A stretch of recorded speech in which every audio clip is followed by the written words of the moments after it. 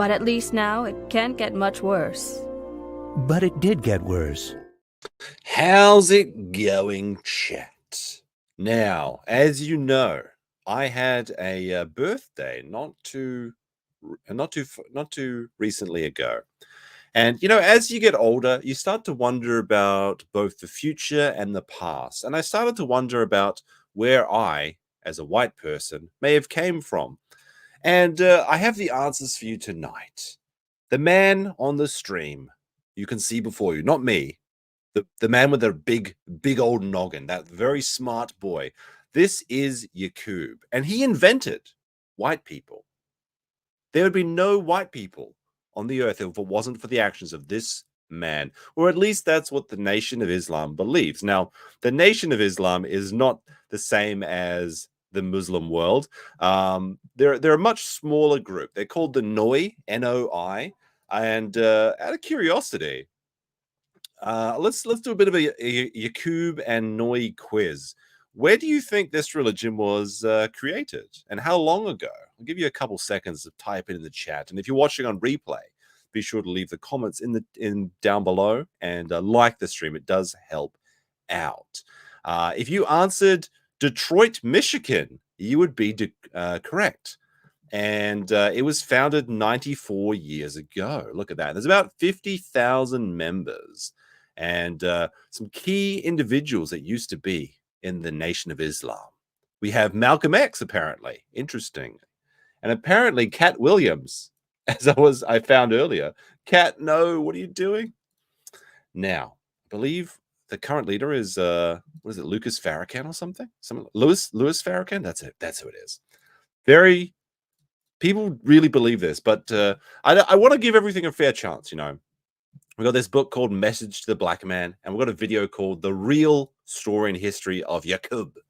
So we can find out all about this. I'm very interested in learning about it. But a quick little peek at the Wikipedia.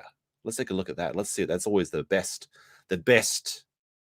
source of information. Is Yaqub, sometimes spelled Yaqub or Yaqub with a Q, is a figure in mythology and the Nation of Islam and the Noi offshoots. According to the Noi's doctrine, Yaqub was a black scientist who lived 6,600 years ago and began the creation of the white race through a form of selective breeding, eugenics, referred to as grafting.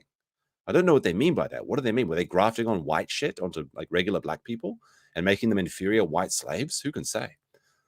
I mean, I guess we're going to find out. And he was living on the island of Patmos. The story has, throughout its history, caused disputes within the Noi. The story was originated in the writings of Noi's founder, Wallace Fard Muhammad, but was rejected by some of the later leaders. Under its current leader, Louis Farrakhan, the Noi continues to assert that the story of Yaqub is true and real. Now, I saw some people in the chat saying that they follow some people that believe and talk about this story. So if you want to send them through to me, maybe we'll take a look, because it might be a shorter stream. We're looking at like an hour, maybe 2 hours, probably like between an hour and 2 hours. We'll see how much fun we have. But I do have some other things we might have a look at as well. So I guess, do we want to see the? I think this person, Aila, is a true believer and not a parody.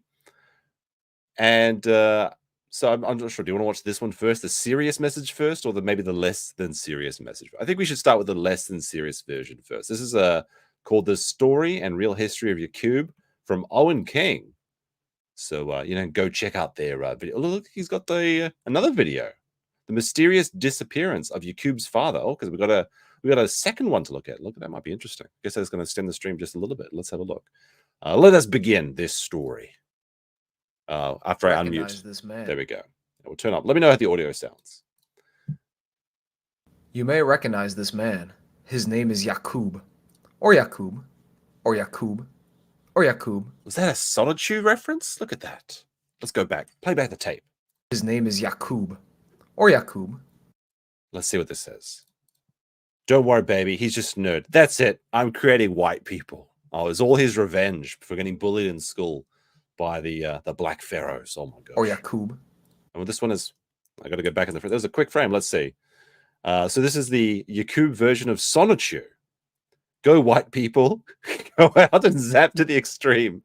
We will, Father. Thank you. Oh my goodness. Amazing. I'm not gonna be I'm gonna have to pour out a drink for this one. I got myself a delicious multi-nai mikan drink. It's a mandarin flavored.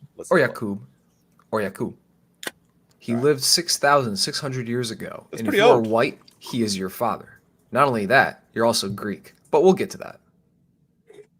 Yakub, as we know him, first appeared in... They're all Greek. Ah, interesting. Okay. But if he's the father of all black people, I mean, sorry, all the father of all white people, then doesn't that just make us black people as well? We're all just albino black people? Is that what I'm supposed to understand from this? The writings of Wallace Fard Muhammad, the founder of the Nation of Islam, simplified as the NOI, or NOI, which is an offshoot of mainstream Islam with a focus on black nationalism, and was expanded upon by his successor Elijah Muhammad, most specifically in his chapter Making... Now that's a really cool hat. I quite like this. There's a lot of fun. There's a lot of fun derivatives of religions. So tonight, obviously, we're looking at the Noi, but another fun one, which I thought they were related, but I guess they're not, right? Because one is the Nation of Islam, one is the Israelites. But the Black Israelites are also a very interesting offshoot of a mainstream religion. We might take a look at them as well later on in the stream if we have some extra time or interest in it. of Devil in his 1965 book, Message to the Black Man in America. Hey, that's the book that this lady's got. Look here. Look at that. Message to the Black Man in America. So we're going to learn about the making of the devil. Oh my goodness. White people, please respond. How could you do this? Which outlines the role of Yakub in making the white devil race. To get the full picture of Yakub, I would like to share his life story with you. Although the following story is not the same as the original story outlined by the Noi, as it expands upon a few extra plot elements such as the nature of Yakub's origin. Was that a Nazi UFO? His origin. This is I thought I saw it for a second. Hold on a second. As it expands upon a few extra plot elements. This must be from that movie. Like I haven't actually seen it yet, but I know BP has. It's Nazis from Behind the Moon or something, or in the Center of the Moon. Very, very sad. But when we were living next door to each other as neighbors, they would do movie night, and they went out and got all these bad movies, and they watched them without me, so I didn't see it. The one time I didn't go there, I missed this movie. Such as the but did you see it? The Nazi moon base. There it is. I was right. Or perhaps it's just a very... Maybe they just like... Is it Iron Sky? Is that what it's called? I thought it was called Nazis from Behind the Moon, but I don't know. Such as maybe the that's nature the Japanese of name Yakub's for it. origin. This is the most complete story of Yakub I can find, and it is my personal favorite iteration. Right. The story of Yakub begins with aliens and the hollow earth. Thousands of years ago, many alien groups... Is this real? Yes, it is. This is 100% real. It's a factual documentary, actually. Came to Earth after leaving their planet. Not much is known about their original planet. We only know that it was destroyed by evil, forcing the aliens... Probably white people did that as well somehow, with time travel. You can only assume, right? These aliens took up residency within the hollow earth, also known as agartha, as humans were already living on the surface at this time.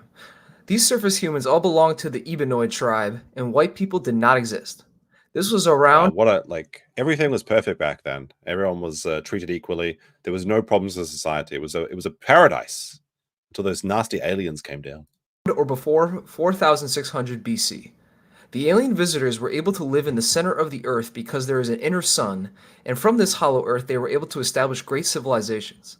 The most prominent alien group living within the hollow earth were known as the Shiuk. The Shiuk are dark-skinned, large-headed humanoids. Inside these large heads, the Shiuk have oversized and extremely dense brains, making them far more intelligent than your average human. The Shiuk did occasionally interact... I will have to criticize Owen Kung for a second. You gotta edit out those breaths. When I'm making a regular video, not a live stream, not like a lazy live stream where you just talk and shit. I edit out a lot of the breathing because it does happen. It's kind of annoying. But it's just it takes a while, but I think it's worth it.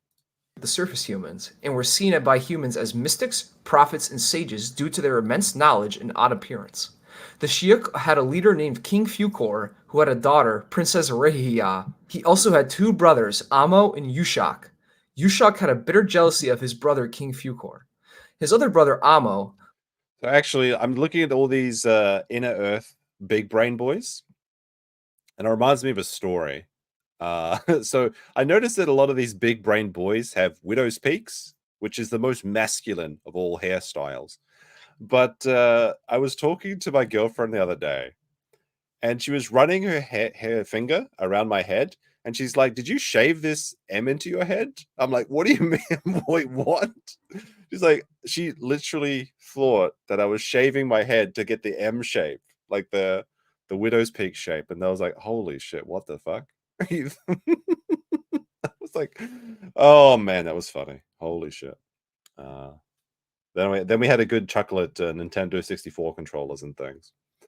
Loved and married a woman from the surface, and due to this was exiled to the surface, which is a serious punishment, as remaining in the hollow earth allows the Shiuk to remain practically immortal, whereas banishment to the surface will result in an eventual death from aging as all humans eventually face. That's fascinating. So then I can only gather from this that the internal sun doesn't put out the cosmic rays that cause aging. My question is, why would we live on the surface when we have this eternal paradise in the hollow earth? I assume that in this story they're going to talk about how the hollow earth was destroyed, or maybe they filled it in with cement. I don't know. A little bit of a strange detail. Why would you choose to live out there? It's like choosing to move from, like, I don't know, a first world country and going to live in Piprat and just like challenging the radiation or something. I don't know. It's a weird one. Shiuk are not the only. Like, because wouldn't there be? I mean, I guess it'd be a little bit less surface area on the internal Earth, right? Depending on how thick the crust is. But essentially, if there's no oceans in the hollow Earth, because how could there possibly be in a? Well, I guess it would make sense. No, I guess if the Earth's spinning, a centrifugal force would keep it. It's fine. Never mind. I'm recanting my criticism of the hollow Earth. Surely there should be just about the same amount of area in the hollow Earth, and there should be enough room for everybody. Alien race in the Hollow Earth, however, as there is another alien people within the Hollow Earth known as the Sinine. The Sinine, like the Shiuk, are humanoids with large heads. However, their heads are coned. The Sinine are led by one king Lamsa, who has a daughter named Princess Lucina. He also has a son named Prince Atif. There's also a third race living within the Hollow Earth known as the Samin, who are grotesquely fat, human-elephant hybrid creatures that are created from grafting the evil from the Sinine. And due to this relationship, the Sanin people are responsible for quelling and policing the Samin, as they are a very violent species. I need to know more about this grafting process. This is how they create the white people. What does grafting mean? Do they graft what onto them? Apparently, it's some sort of eugenics, but I don't think it's adequately described in this video. Perhaps Akila can help us after this. So we're going to have a chaser of this story with the more scientific one. Obviously, this one is a little bit more silly, a little bit more jovial, trying to have a bit of fun, bit of a giggle. But this one is all serious talk. But this is such a rich history so far. It's amazing. It's like Tolkien-esque. It's perhaps much more detailed than Tolkien's history, because they never really learn where the hobbits come from, right? So looks like we're learning everything about these people today. One day, the Samin attacked and raided Shiuk villages, stealing resources and food. Upon hearing this, King Fucor sent a telepathic message to King Lamsa, telling him that the Sanin were lacking on their Samin wrangling duties and must drive them away from Shiuk lands. King Lamsa mobilized quickly and was able to drive out the Samin at Fucor's behest, although tensions between the tribes remained. In order to make peace, Lamsa and Fucor decided to create a marriage pact, marrying Sanin Princess Lucina to King Fucor, and Shiuk Princess Rehia to Lamsa's son Prince Atif, which succeeded. I mean, I feel like I'm watching Game of Thrones right now. There's like the political intrigue, the marriage bonds, the feudal. Not feudal, I suppose. I guess it is feudal if they're kings and queens, right? This is just it's incredible so far. Succeeded in creating a temporary peace. However, all was not well in the Agarthan Hollow Earth, as Lucina was deeply unhappy with this marriage arrangement. She felt like an outcast among the Shiuk and hated their laws and people, and had a hatred for King Fucor. You know who else has a hatred for Fucor? That's right, his brother Yushak. For some reason, Fucor seems widely hated. Lucina and Yushak met, and through their shared hatred of Fucor began an affair behind his back. They would meet at Amos' house on the surface to carry out this affair, with Amos seemingly cool with his brother using his house as a sex hotel. And it is at this house where he was born. The man, the scientist, the demon, the demiurge, the father of all albinoids, Yacub. How could it be? How could it be that swinging is literally the cause of all evil in the world? Literally just wife swapping and swinging and having sex parties. It just everything wrong goes from this. Yacub. Yacub was no ordinary child, even for a Shiuk or a Sanin, as his head was twice the size of a human's head. Yaqub also had 2 brains, doubling his already massive Shiach brain capacity. Yaqub himself would not live within the hollow earth, as his parents' affair was a great violation of Shiach and Sinim laws and customs, forcing the new family to... So the Hollow Earth laws are no adultery. Don't give birth to the demiurge. He has 2 brains in there. No wonder his head looks like that. Holy shit. It's actual Megamind. Sniper's wet dream, Yakub. Yes, he's forced to go live on the surface with all the dumb people. What a disaster. Remain on the surface. So Yaqub spent his early years living in his uncle Ammo's house near modern-day Mecca, Saudi Arabia. Fucor, however, soon found out about He this works out at affair the library and sent for his sure. troops to the surface to find the family, and had Yushak arrested and put to death for his actions. Lucina was allowed to live due to her now having a child to care for, but was barred from ever returning to the Hollow Earth. Overwhelmed, They can't keep getting away with it. So leniency towards women, oh my goodness. Seems like the problems of 6,000 years ago are the same problems we have today. Women not taking accountability. Oh my goodness. by these punishments, her new child, and the death of her lover, Lucina committed suicide, leaving Yaqub as an orphan in the care of his uncle Ammo. Yaqub's life is already horrifically tragic, witnessing death and sorrow over things he has no control over, abandoned by his people and scorned by those on the surface.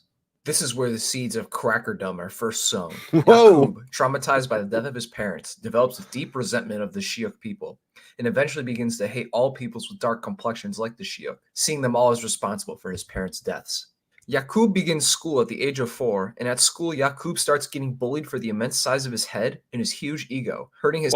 Why is he going to this school with all the regular people on the surface? I mean, he's got 2 brains and he has to go to the same school as the dirty surface dwellers. I mean, his race is just so much more intelligent. This doesn't make sense. This is a bit of a plot hole, if I had to say it. Like, they had public schools back then. Like, shouldn't he be being trained or taught by a family member? Like, he's going to public school. Like, what's going on here? Self-esteem and making him hate the Ebenoid peoples even more. What's your dog's 15th birthday? Well, everybody say happy birthday to Examoon's dog. Very nice. Very, very cool. His desire for revenge. At age 6, Yaqub, while playing with magnets and observing the laws of attraction and repulsion, gets the idea to create a tribe of people that would exist as the antithesis to the Ebenoid surface humans. I did not know this, actually. I know a little bit of Yacub before starting this, but so he looked at magnets and he said, you know what? Magnets, they be opposites and shit. Why didn't I just make the opposite to black people, white people, just to troll them as a practical joke? Okay. A tribe who would be cruel, deceptive, remorseless, and be lacking divinity, being a magnetic opposite of the Ebenoid peoples who are divine. Is that true? If you like push a white and a black person together, do they repulse each other? Like, you know how like you push magnets together, they just instantly like repulse? Would that happen? I've never touched a magnet, so I wouldn't know. Kind and empathetic. Yaqub, floored by this idea, told his uncle, "Uncle, when I get to be an old man, I am going to make a people who shall rule you." Yaqub in this moment understood his life's terrible purpose, to make trouble, spread death and destruction, and be the enemy of all Ebenoid people, a vile demiurge to all those who walk the earth, with an army of demons at his back. In order to accomplish this, Yaqub understood that he must become a master of genetics, biology, and science. Fortunately for Yaqub, his double brains made him a child prodigy, and he was outperforming all the surface humans in school. So they were teaching genetic engineering 6,000 years ago, and he just learned it in public school? I mean, that's pretty impressive. Like, why don't we have those schools these days? And the public schools today is just shit. At age 18, Yaqub had completed all colleges and universities of his nation. While at these colleges, Yaqub was mockingly referred to as the big-headed scientist. You can probably figure out why. While in college, Yaqub developed and began preaching a new religion he created, simply known as tricknology. He also wrote a holy... Tricknology? Shit. I mean, do you think that sounds like a pretty tricky thing to like? It looks like he's going to be up to some shit with that. Book of tricknology called Tricknology 120 Degrees. Yaqub promised all those who followed tricknology would eventually come to rule the earth for 6,000 years and have complete dominion over the peoples of earth. While he was ultimately correct in this prophecy, those who followed Yaqub at the time were oblivious to the dark truth of the prophecy and Yaqub's real plans for them. Tricknology became quite popular as time went by, with many people starting to follow Yaqub. as they were deeply impressed with his teachings and immense knowledge. The boys who once bullied and looked down on him now wanted to follow him, and the women who once scorned and mocked Yaqub now wanted that Kub hammer. Tricknology became such a powerful movement amongst the surface humans. Even the king of the surface humans became intimidated by the threat it posed. They began to persecute the followers of tricknology, throwing all followers of tricknology into prison along with Yaqub himself. It happens today. It happened back then. We need to end religious persecution. It's just not right. Oh my goodness. It's interesting. It's like the way the poetry of history, everything rhymes. That's why you have to learn the teachings of the past, otherwise you're doomed to repeat them. But I guess we're still repeating them anyway, so we didn't learn shit. However, tricknologist numbers had grown too large, and there weren't enough prisons to hold them all. Realizing that he was out of options, the king went to Yaqub's cell to offer him a deal. "So you are Mr. Yaqub?" "Yes, I am." The king then asked Yaqub what he would accept in exchange for ending the continued spread of tricknology. Yaqub told him that if he provided enough food, materials, and other necessities to build a civilization for 20 years, Yaqub would spend that time building up a self-sufficient tricknologist civilization, and after the 20 years, would leave with his followers to distant lands. The king. So if you just give people shit, they're gonna stop. You could just buy people off. Is that what I'm saying? I'm not sure this is a good idea. You just give all the prisoners 20 years of food. Is this how we should fix today's prison system? Is that the answer, to just give the prisoners 20 years of food and supplies and let them just go build their own prison nation? I mean, it worked for Australia, I guess. But apart from Australia, name one time where that worked. Eager to contain the spread of Yaqub's doctrine, agreed to these terms and provided for Yaqub and his followers for the 20 years. And when that time had passed, the king loaded Yaqub and all his followers onto ships and sent them off into exile. At the time of disembarkment, the tricknologists numbered 59,999, plus Yaqub, making 60k total people across 100 ships. That's a nice about even 600 number. people per ship. Departing near modern-day Mecca. Wait, how many people per ship? Across 100 ships, about 600 people per ship. Departing near modern. It's quite a lot of people, though. Those are like Rings of Power ships, where they have 5 ships that contain 300 horses, as well as army, people, supplies, and of course the room they had specialty for Galadriel's ego. And right here, I'm gonna be critical. Why'd they go around Africa? Why didn't they just build the Suez Canal and then go through the Suez Canal? That's ridiculous. What are you doing here? This is a big waste of time. Modern-day Mecca, they sailed south through the Red Sea to travel around Africa, heading towards their destination of the Isle of Patmos in modern-day Greece, forcing them to circumnavigate the continent. It was on this long voyage that Yaqub began the second phase of his plan to create his devil race. Beginning at a eugenics and human breeding experiment, Yaqub began to favor. Okay, so it's okay when black people do eugenics. I understand how it works. Followers with lighter complexions and began having children with the women in his following. Babies born with lighter complexions were spared, while the darker ones were thrown overboard. Yaqub's plan to create an albinoid people was in motion. How does this work, though? Because wasn't everyone? There was no white people back then, so how are there lighter skinned people? Now, I think that in this video they go into more in the in-depth process of what grafting actually is. So I feel like we're being glossed over the actual details here.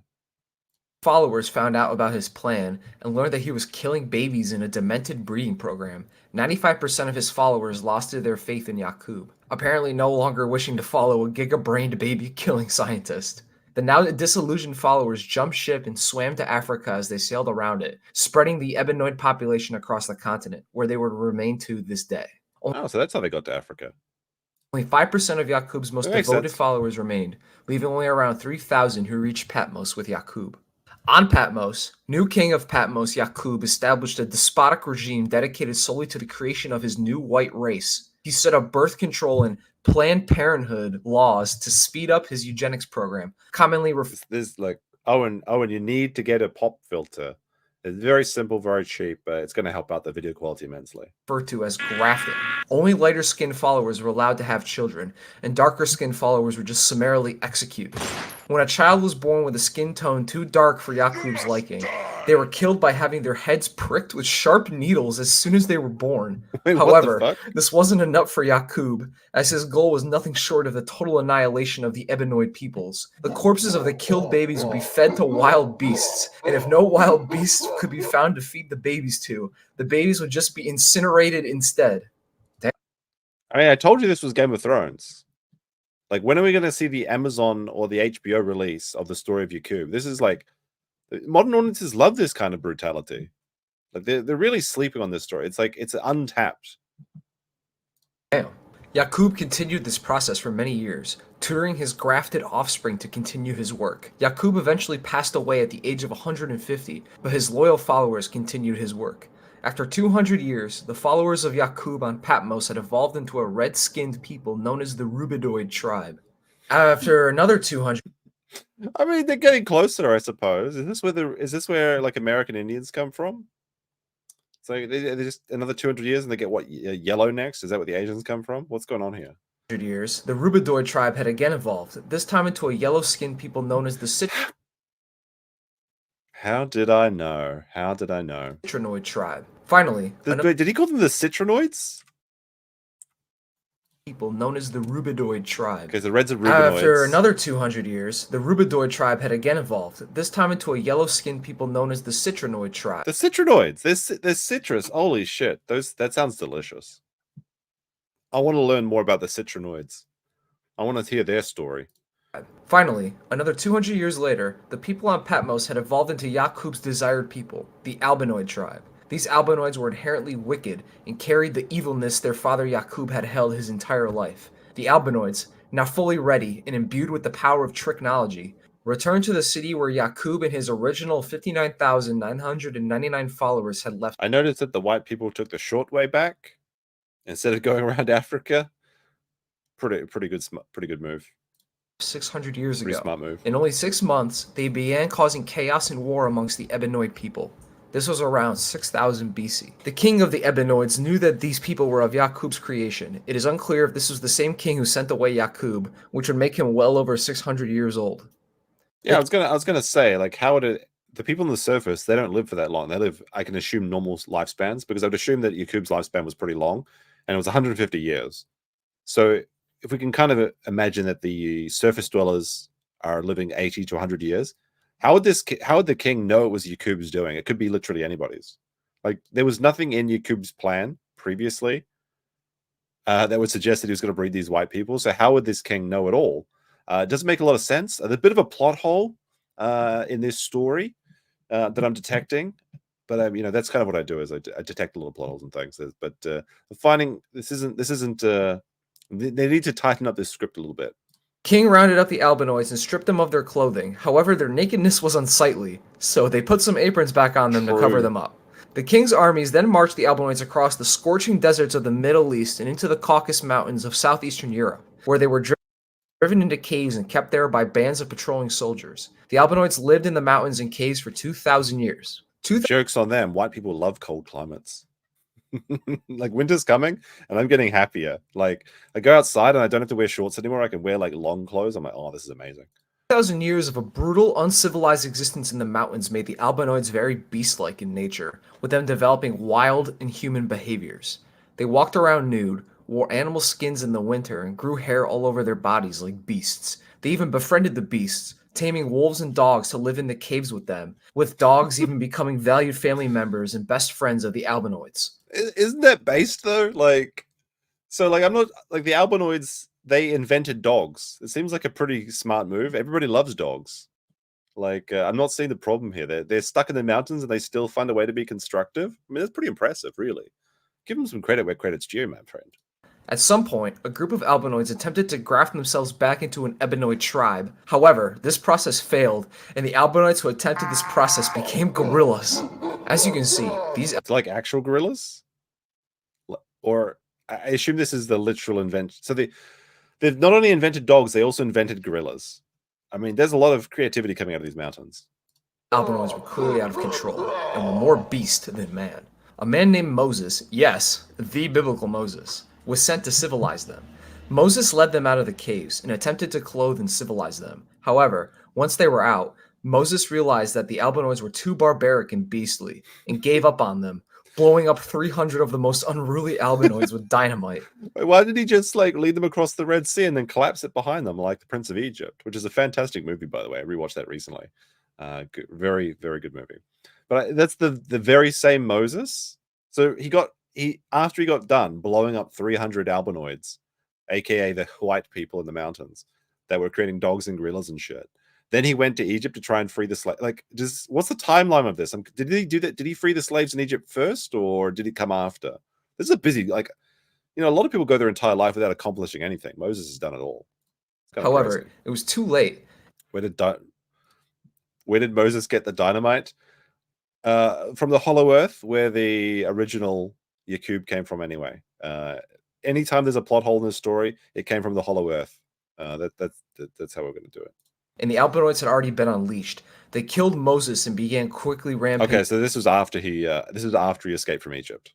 Across the known world, conquering the Ebenoid peoples using tricknology, which used the Albinoids' lack of empathy and emotion, along with their natural affinity for lies and deception to bring the world to heel before them, building up their empires of violence, colonizing and subjugating the Ebenoids of the world for their own nefarious gains, and inventing machines and tools to cause further death and destruction, thus fulfilling Yacub's original promise of 6,000 years of global domination to those who followed him. Oh my goodness, you're telling me that tricknology tricked everybody?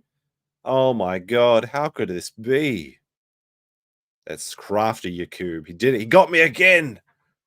Bringing us up to where we are in the modern day. This is just one version of the story of Yacub, however, as Yacub himself has been interpreted in many different ways. One claim is that Yacub is in fact one and the same with the biblical Jacob, as Yacub is the Arabic variant of the name Jacob. Oh, there you go. That's actually educational. I didn't know that.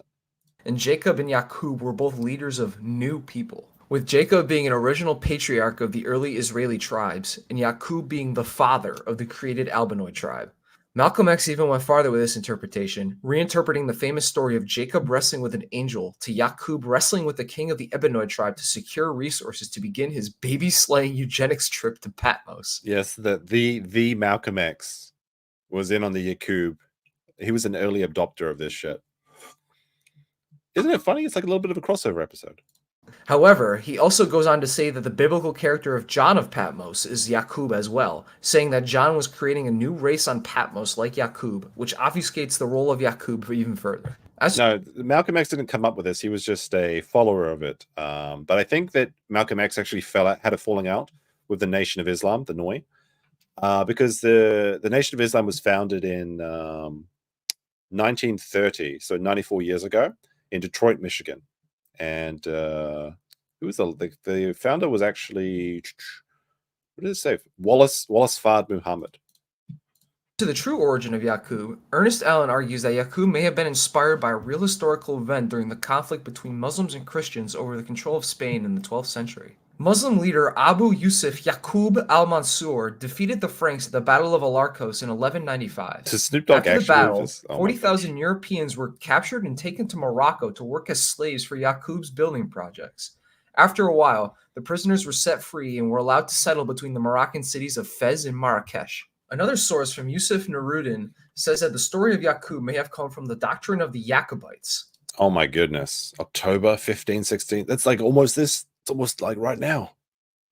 Obviously, it's like 104 years ago, but pretty close. Taught by the Moorish Science Temple, which Fard Muhammad had probably belonged to before starting the Nation of Islam, that teaches that some pre-Columbian civilizations were founded by a West African Moor named Yakub, who had landed on the Yucatan Peninsula. I thought the Moors were called the Moops. Isn't that the real word? Isn't that their real name? The Moops. I learned that from Trivial Pursuit. Jacobites evolved into a large-headed race of scientific geniuses, kind of like our friends of the Shiok, which is used as an explanation for why artifacts such as the Olmec heads had African features. It could be possible that this story was adapted to the current story of Yacub by Fard and later expanded upon by Elijah Muhammad. The story of Yacub isn't without its issues, however, even within I noticed a couple of, let's call them inconsistencies. We could probably tighten up this story a little bit. Pretty makes sense so far. There was an internal Hollow Earth. Aliens came and lived there, but there was also people living there already, so the alien plot is like completely superfluous. Then the fat elephant people came down and started fighting with the big brain people. So then the cone-headed people formed an alliance because they were the controllers of the fat elephant people. And then they had an affair between the conehead people and one of the big brain people. Then they got banished because adultery was illegal to the surface, and that was Yacub was born. And then he started his multi-year plan to create the Ebenoids. Oh no, sorry, the they called the Caucasoids or whatever they were, to disrupt the entire planet. It makes sense to me so far. Is that I've got the story right? Did I miss any details? Of Islam. Malcolm X, as mentioned before, was for a time a proponent and believer in the story of Yaqub. Albinoids. However, following his pilgrimage to the Middle East, he rejected the story of Yaqub and denounced the teachings of Elijah Muhammad as extremely limited in a form of racist zealotry, which stood against his now traditional and more compassionate Islamic beliefs. Elijah Muhammad's successor, Warith Din Muhammad, rejected the story almost immediately, trying to pivot the Nation of Islam away from the Yaqubian story to a mainstream Sunni Islam religion. However, later on, Louis Oh, well, my goodness. Yacub invented YouTube? That's why the original name was Yacub Tube. How did you figure it out? Holy shit. Farrakhan reinstated the original Fard Muhammad and Elijah Muhammad-led Yaqubian doctrine and reasserted his belief in the story of Yaqub, which brings us to today, where the story of Yaqub is still put forth by the Nation of Islam as the truth on the origins of the white race created by their great evil father, Yaqub, the big-headed scientist. Wow. So that was obviously, that was a good one. Owen King. He's got a second, The Mysterious Disappearance of Yacub's Father. We might check that out a little bit later. But obviously, he's a bit of a funny, bit of a giggle video. He's not taking it very seriously. So let's see what a real follower would say about Nation of Islam Believes Yacub Made White Race by Aila. Let's have a look at this. I'm going to put this at 1.0 speed because I think it's going to be a little bit dry. But we'll see. We'll see. And she's got the book, Message to the Black Man in America. This is the story that enshrines the deepest lore of Yacub. And of course, her channel is called Aila. Oh, hey y'all. Didn't see you there. Well, welcome to another episode of NOI Beliefs 101. Today we're going to talk about Yaqub and the making of the white race. Just a second. Before we get into that, I just need to, let me see. Sorry, I just have one thing I need to do. A little bit of admin stuff. All right, we'll continue. I'm gonna skip over the dance number though. I think we can do without that in this story. Just gotta say that Allah appeared. I'm first going to prep this explanation. All right, she's gonna prep it for us, y'all. With the fact that we in the Nation of Islam believe that Allah appeared in the person of Master Fard Muhammad, July 1930, the long-awaited Messiah of the Christians and Mahdi of the Muslims. Allah, God, in the person of Master Fard Muhammad, taught the most honorable Elijah Muhammad for 3 years and 4 months. Before Elijah met Master Fard Muhammad, he only had a 3rd grade education and he was in a very poor condition in life. After he met with God in person, he was resurrected mentally, spiritually, and morally. And he went on to build an empire and change the trajectory of Black people in America to no longer depend on their former slave master, but to do for self, love self, and have a knowledge of self. He went on to... Interesting. This is very, very, very good. All right, I'm trying to be serious. I'm going to take this seriously, guys. Lead and teach many people who you might know.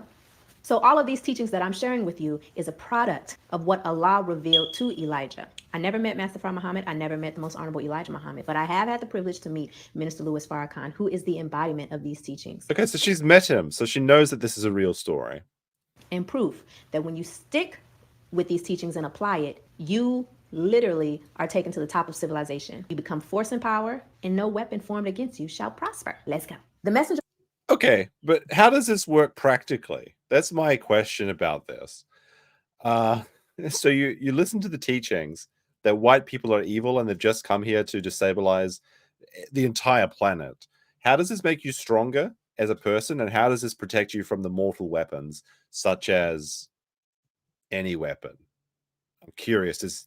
Does the anti-Yacub story help you gain the force powers or something? I'm a little bit uninitiated, uninformed about how the dynamics and mechanics of this religion actually work. So I need to be educated. I'm going to sit down and listen to the strong voice in the story. of Allah teaches us that since the beginning of time, the Black man and Black woman inhabited the earth. There was no such thing as different races.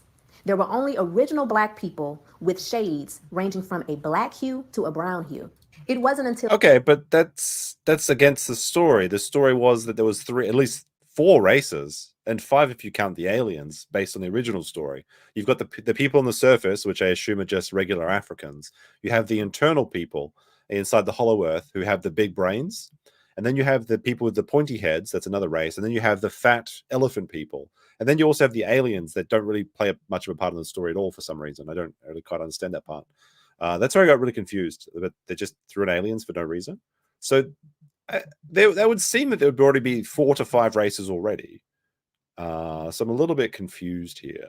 But okay, so there's mostly brown people and different shades. 6,600 years ago, that a scientist born in Arabia by the name of Yakub had a determined idea to make a people who were completely unlike the original people. He planned to achieve this through a form of eugenics and selective mating called grafting. Yakub learned through his studies that there were 2 germs in the black man. A germ is a portion of an organism capable of developing into a new one or part of one. Okay, that's interesting. I'm actually learning some shit now right now. This is very scientific.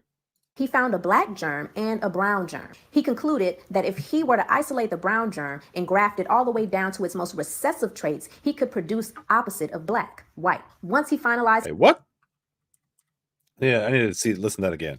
And a brown germ. He concluded... So, wait, a black germ and a brown germ? Is that what I'm listening to? Developing into a new one or part of one. He found a black germ and a brown germ. He concluded that if he were to isolate the brown germ and graft it all the way down to its most recessive traits, he could produce opposite of black, white. Isn't this just like eugenics homeopathia then? Like you start diluting things and they become like, what the fuck? How does this work? How do you keep mixing brown and black together to get white? I don't understand this shit. Although I'm just an evil white person, so I don't really understand, obviously. This is a little bit like, if I get out some black and brown paint, I don't think I'm going to get these results. I need help. Once he finalized his hypothesis, he had to go to work on finding the necessary converts to begin grafting his new race of people. He began teaching to crowds all over Mecca, Arabia, promising people luxury and telling people that he would make others work for them. Yaqub managed to get 59,999 converts to his mission, and he was the 60,000th person. He wasn't allowed to do his grafting in Arabia, so their ship sailed out to an island in the Aegean Sea called Pilan. I like this. Look at that. They've got actually... Oh, it has the flag in it as well. Is this the Nation of Islam flag? Like the red flag? Yeah, I think it is.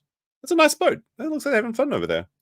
In the Bible, it's called Patmos. He established a system of policies, procedures, and laborers. His laborers consisted of doctors, ministers. There's some good stock. Sorry, I'm going to have to criticize this for a second. This is some good stock photography. You've got the words behind the island. I like that. Nice tracking on the video. It takes a long time to do, but the horizon here, like that's a 1% horizon. You gotta edit this a little bit. Like I hate this. This happens a lot with drone videos. You've got to make sure that your horizons are level. You can see there that there's at least a 1 or 2% difference. Yes, this is very autistic, but you gotta fix those horizons. Come on now, it's just amateur hour. If you really want people to take the story of the black man grafting people down into white people seriously, you're gonna have to fix these horizons. It's a very, very important thing to do. Laborers consisted of doctors, ministers, nurses, and cremators. Yaqub passed away at the age of 150 years old. However, this genetic engineering continued long after he passed by his leaving literature for the future laborers. For the grafting process, they used positive assortative mating and negative assortative mating. Wait. Slow down. What is assortative mating? The fuck did she just assortating mating? What does that mean? I couldn't find any results. Maybe I'm spelling it wrong. Assortative mating is when you mate phenotypically similar. Okay, here you go. This is what it is. Positive. Assortative mating. Okay, the mating of phenotypically similar people. Similar people together. So they were allowed to mate brown with brown skin tones. So this is the opposite of race mixing, is what she's saying. Now, negative assortative mating is when you mate phenotypically different people together. So they were allowed to mate black with brown skin tones. However, they were not allowed to mate black with black skin tones. It took a total of 600 years to produce his final man. Okay. First 200 years, the people as a collective produced the brown man, which the most honorable Elijah... Isn't this like a... Wait a second. Isn't this like a Thai guy or something? Like this looks like a Southeast Asian or something. I'm pretty sure this is like a Malaysian or Thai. Like they wouldn't consider this to be a brown person. Like, am I wrong here? This is not an African. This looks like a Southeast Asian or East Asian. Muhammad teaches were the people who migrated to what we now call Japan or the Japanese. The next... Okay. So wait, no, she skipped over a step. She missed the red people, the Rubicon people. She went straight to the yellow peoples. 200 years, they produced the yellow man, or those who migrated and settled in China, the Chinese. And after... Wait, what? Wait, what? The browner people or the Japanese people? This doesn't make sense. Like, genetically, there's actually no difference between Japanese, Koreans, and Chinese. It's very difficult to find like genetic markers between those three race groups. Obviously, you can probably tell them apart based on cultural reasons. But this doesn't make any sense whatsoever. Like, I think I don't know if I believe this story.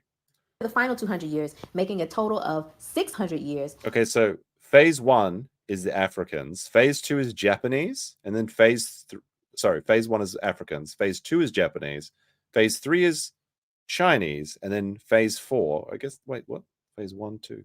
Shouldn't this be 4 phases? No, I guess this is the base one. That's what 0, 1, 2, 3. Okay. I'm not sure I believe this. I'm finding some problems here. I'm not sure this is actually factually accurate. The people on Pilan achieved a completely recessive, pale-skinned, blonde-haired, blue-eyed kind of a man. Thus, the white man was made. You can actually find several articles about how the Caucasian is only 6,000 years old. The black man's bones. Oh, that proves it. Oh my goodness. This is backed by factual stories. Genomic research from Technology Networks. Ancient DNA from Sardinia unlocks 6,000 years of genetic history. Origin of the story. Oh, wow. Amazing. Amazing. On the other hand, keep being discovered with earlier and earlier dates. The Most Honorable Elijah Muhammad teaches us that the black man has no birth record. We were here since the beginning of time. But that's another video for another time. You say, no. They taught us in school that black people migrated to the north, and because of the lack of vitamin D and the environment, they just turned white over time. That's utterly ridiculous. And that theory was yeah, that's a bridge too far to think that the lack of vitamin D changed people's skin colors. It was obviously the big-brained machinations of the scientist Yakub from the inner earth. I should have known. Actually debunked by Dr. Ashley Robbins, who published an article in the American Journal of the vitamin D hypothesis, which superficially appears elegant and convincing, is invalidated by current research. Dr. Ashley H. Robbins, University of Cape Town Medical School. Oh my goodness. They're debunking? Yeah, they're debunking in real time. Physical Anthropology in 2009. Go check that out. Now, why did Yacub want to make a completely different type of human being, you might ask? Well, the root of this answer is actually spiritual. Allah, the supreme being, his desire and will is for us to be perfected so that the kingdom of heaven can become manifest on earth with no sorrow, no murders, no lies, no mischief. Only good. Only. So I guess the teachings of tricknology are probably incompatible with Allah's perfect plan for a heaven on earth. Imagine my shocks. Truth, only happiness, and only peace. So it was God who inspired Yacub to create a people who, through grafting to the most recessive part of man, would in turn make him weaker physically, but also weaker spiritually by having an inclination to murder, destruction, mischief, and lies. But Yakub was the originator of the race. He wanted the destruction of the people. Why would he? If he's already evil, why does he need to create these evil people? Again, there's some mistakes in this story that I'm not understanding. They need to be explained to me. Nature, and he would grant them, that people, dominion over the original people of the earth for a certain amount of time. The Holy Quran, Surah 2, verse 30, puts it like this. And when thy Lord said to the angels, I am going to place a ruler in the earth, they said, wilt thou place in it such as make mischief in it and shed blood?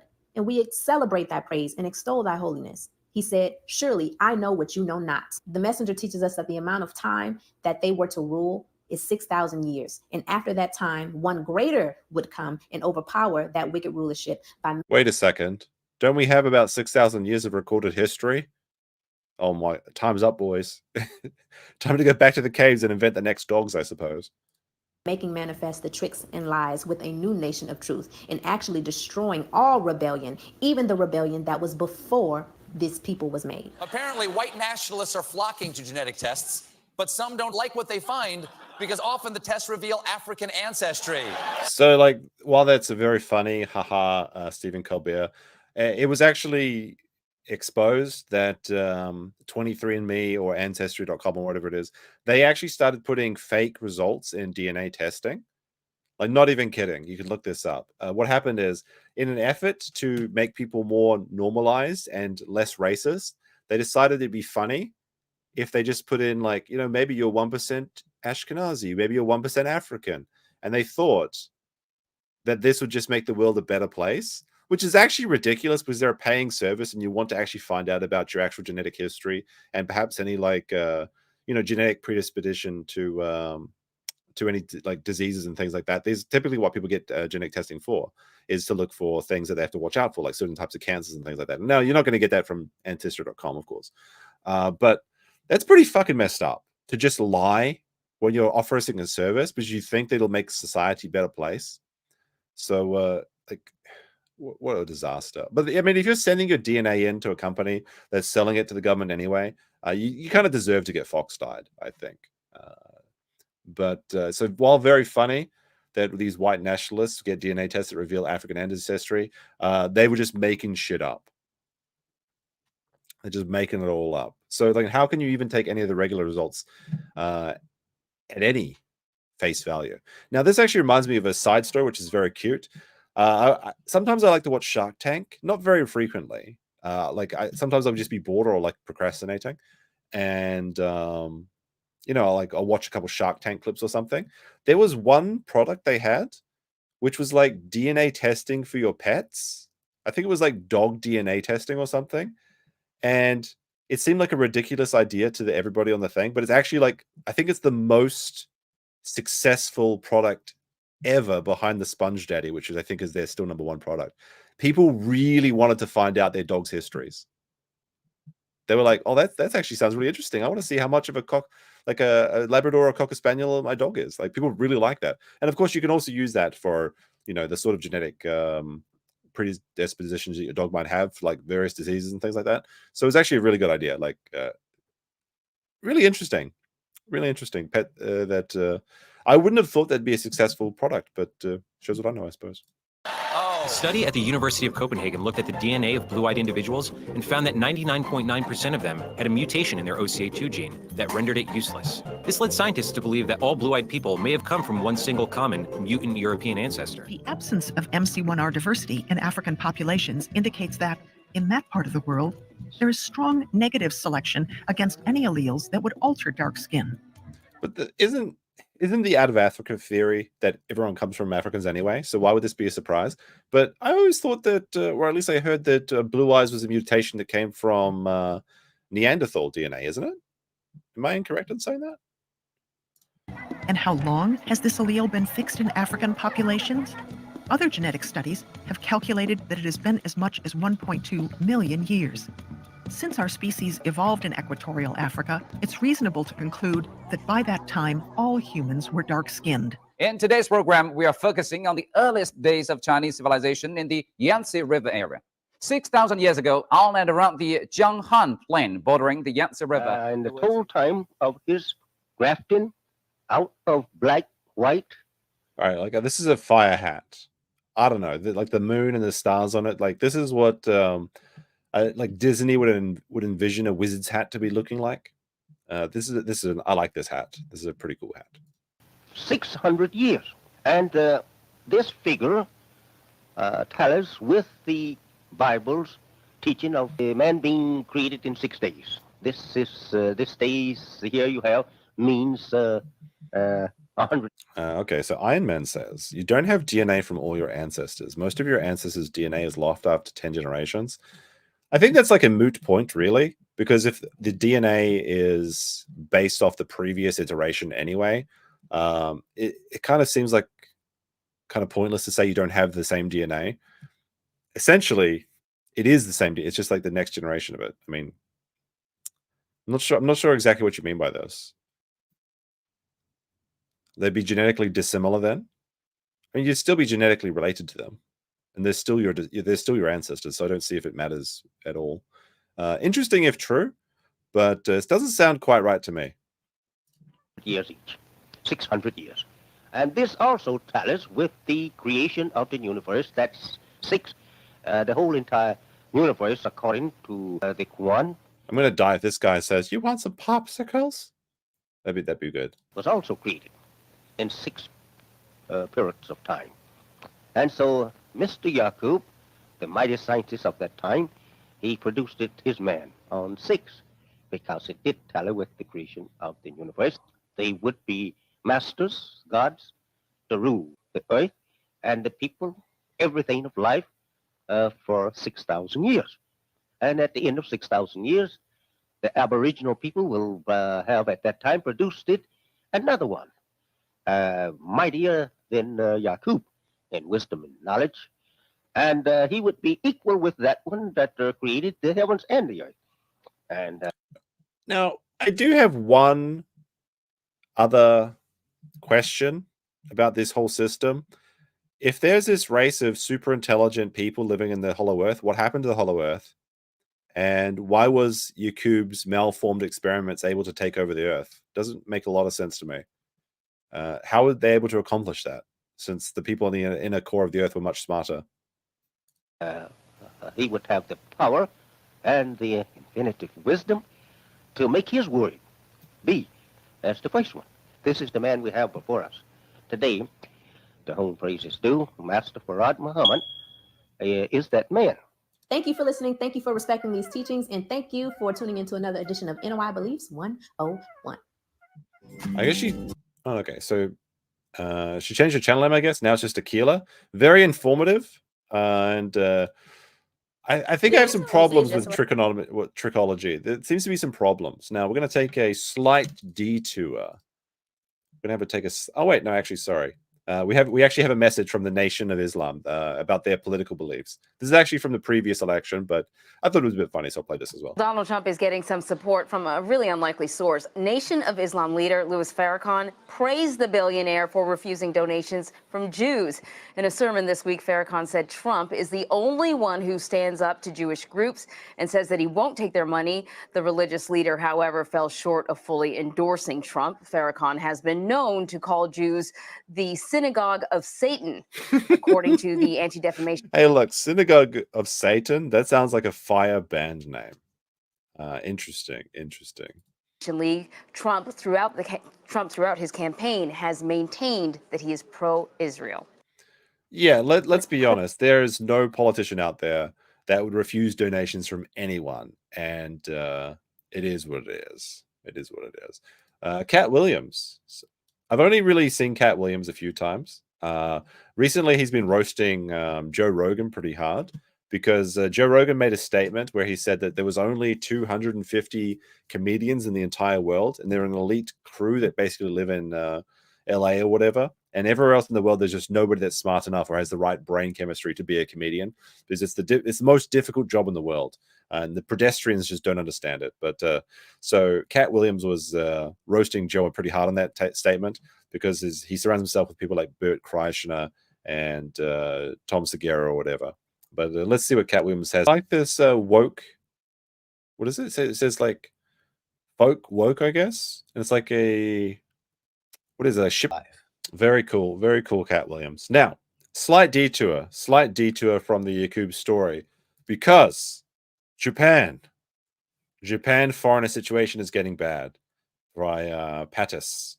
This is a very recent one, actually, just a few hours ago. It is tangentially related to this story. But if you want to check out the Patmos, let's have a look. And as a Japan enjoyer myself, let's see what's going on in the country of Japan. There seems to be the subway in Tokyo. What's going on? Japan has turned into a theme park for tourists. It seems like every other week there's a new video going around the internet. The optics of this is it's not great. Look at this. You got a high school girl here, and she's just like, please don't notice me. Please don't notice me. I'm just gonna look down and to the right. Just waiting my stops. 2 stops away. Where tourists act like they own the country, which eventually... Oh my goodness. Look at these poor Japanese people. Around the internet, where tourists act like they own the country. Like, hey, let's like... Oh no. Country, which eventually leads into public outrage. Things have gotten... Yeah, so I actually, on my other channel, I did a video about this recently, the over-tourism in Japan, and specifically Meiwaku Gaikokujin, which means nuisance foreigners. Basically, it's just foreigners coming... well, when I say foreigners, I mean non-Japanese. That's what everyone's referred to here in Japan. There's a lot of naughty tourists recently. But we're going to see if we can notice anything from them. So bad that now there's a name for them. People who do this kind of stuff are called Meiwaku Gaikokujin. There you go. That's what I said. Now, actually, this one on the left here, that she's like doing pull-ups on a torii gate. I think she was, I want to say Brazilian or something. But yeah, she made this cringe video where she was like doing pull-ups on a torty. Torties are like a religious thing in Japan. You see them quite a lot in like Fushimi Inari, or like if you see Memoirs of Geisha or something. She got really chastised for this, and she did apologize. And like, let's be honest, she's just like a kid, 20 years old or something. Well, not really a kid, but very young, very young. She apologized and said she learned a lesson. I feel like people are going too hard on her. It wasn't that outrageous what she did, just doing a couple pull-ups. Like, nobody was really hurt, let's be honest. Now, there are other people that go out, like the guy, what's his name? Phidias or something? Now he's like a member of the European Parliament. He was the one that made the video about stealing train rides throughout Japan. That sort of stuff is a lot worse. Like when he was harassing people that were just trying to do their job. That is what's really annoying and really sets a bad example for people. I have no idea how, but he's like a member of the European Parliament. It's very strange. Which simply translates to nuisance foreigners, and the situation is worse than ever before. Fuck my life. The Japanese economy is not doing good, and their currency is weaker than it has been in decades. This means that Japan has become... Hang on a second. Did that say Nomi Hodai? ...is weaker than it has been in decades. This means... Look at that. Holy shit. That's a really good... So this says right here, Nomi Hodai, which means all you can drink for 60 minutes, and it's priced at 500 yen. That's like $3. So for 1 hour, you can drink as many... I guess usually Nomi Hodai like this cheap doesn't include beer, like because beer has a premium. But like it'll be like soda water mixed with whiskey. That's a really good price. I've never seen a Nomi Hodai that cheap. The cheapest one I've seen is like 900 yen. So this is outrageous deal. Holy shit. Oh, that reminds me. I forgot to tell you. I forgot to tell you guys. When I was going through the inland sea, because I went on a little bit of a trip recently, while I was sitting at the train station about 7 a.m., I saw an old dude, and it was like, 7 a.m. He was reading a porno and drinking a strong zero, which is like a canned drink like this, but it's like 9%. And he was getting fucking shit-faced right in like the inland sea of Japan. We saw so many drunk old guys. It was funny. Like every time we got up, because you get up pretty early when you're going cycling and stuff. We're doing like 70 kilometers a day. And beautiful trip. You haven't seen my pictures. I've got them in the Discord and also on my Twitter. Every time we got up at 7, we went to the convenience store to get like a rice ball, some protein drinks and things like that. There was always an old guy, and they're very, very like sunburnt old guy. They have a kind of a look, right? And they're always getting fucking like shit faces. It's so funny. They just don't give a fuck. They're just like, look, it's a Monday morning. I'm getting tanked. I got to go to the factory later. It's my time to shine. And I was having a bit of a giggle, quite a bit there. But there you go. Japan has become an affordable place to visit for people across the world, which has caused tourism to spike up. And as of right now, Japan is having the most tourists visiting the country that it has ever had before in its history. So this is Asakusa Shrine in Tokyo. And there is more tourists in Japan than ever before, but the Japanese government actually wants to double tourism. So it's currently about 30 million visitors per year. They want it to go up to 60 million, which isn't actually feasible because I don't think there's enough planes flying into the country to actually do that. But the problem is that like a lot of the tourists are going to the same places, which is actually kind of what my business is working on at the moment is, my proposal for it is that we're going to try and help distribute tourists around the country. With millions of people visiting, there's bound to be bad eggs in the bunch. So this is Mount Fuji. So there's a convenience store, the Lawson's, now outside Mount Fuji. That's what it says up here. It says Fuji Mountain Convenience Store. And too many people were taking photos here, so they put up a big sign, which is they put up a big like a fabric wall, which is just ridiculous. They should have just charged people to take photos. I don't know why people were so intent on getting photos of the convenience store with Mount Fuji. It was a very cozy vibe. It's not that amazing. And Brian with a tenner, he says, White Claw is so weak for Americans who can't handle strong zero. Very true. Very true. Is for the weak Americans. So Sean being called out directly there. Who don't know how to be respectful in a foreign country. Now, actually, like this. I'm just going to have a look at the... Now, actually, you might notice something is that a lot of the foreigners here are actually not what you consider like Westerners. So you have one white guy here, obviously, but there's a lot of Chinese people and a lot of Southeast Asian people. When they have nuisance foreigners, and obviously it's kind of strange because a lot of the videos that people have, that this video has particularly of nuisance foreigners, we'll be honest, is American Africans, right? But the actual main problem is more so with Chinese people that are visiting, because Chinese people are, let's be honest, are some of the worst tourists. It's just a cultural thing. They're just loud. They spit everywhere, and it's like really annoying. I'm sorry, it's just the way it is. They come over here and they just cause a lot of trouble.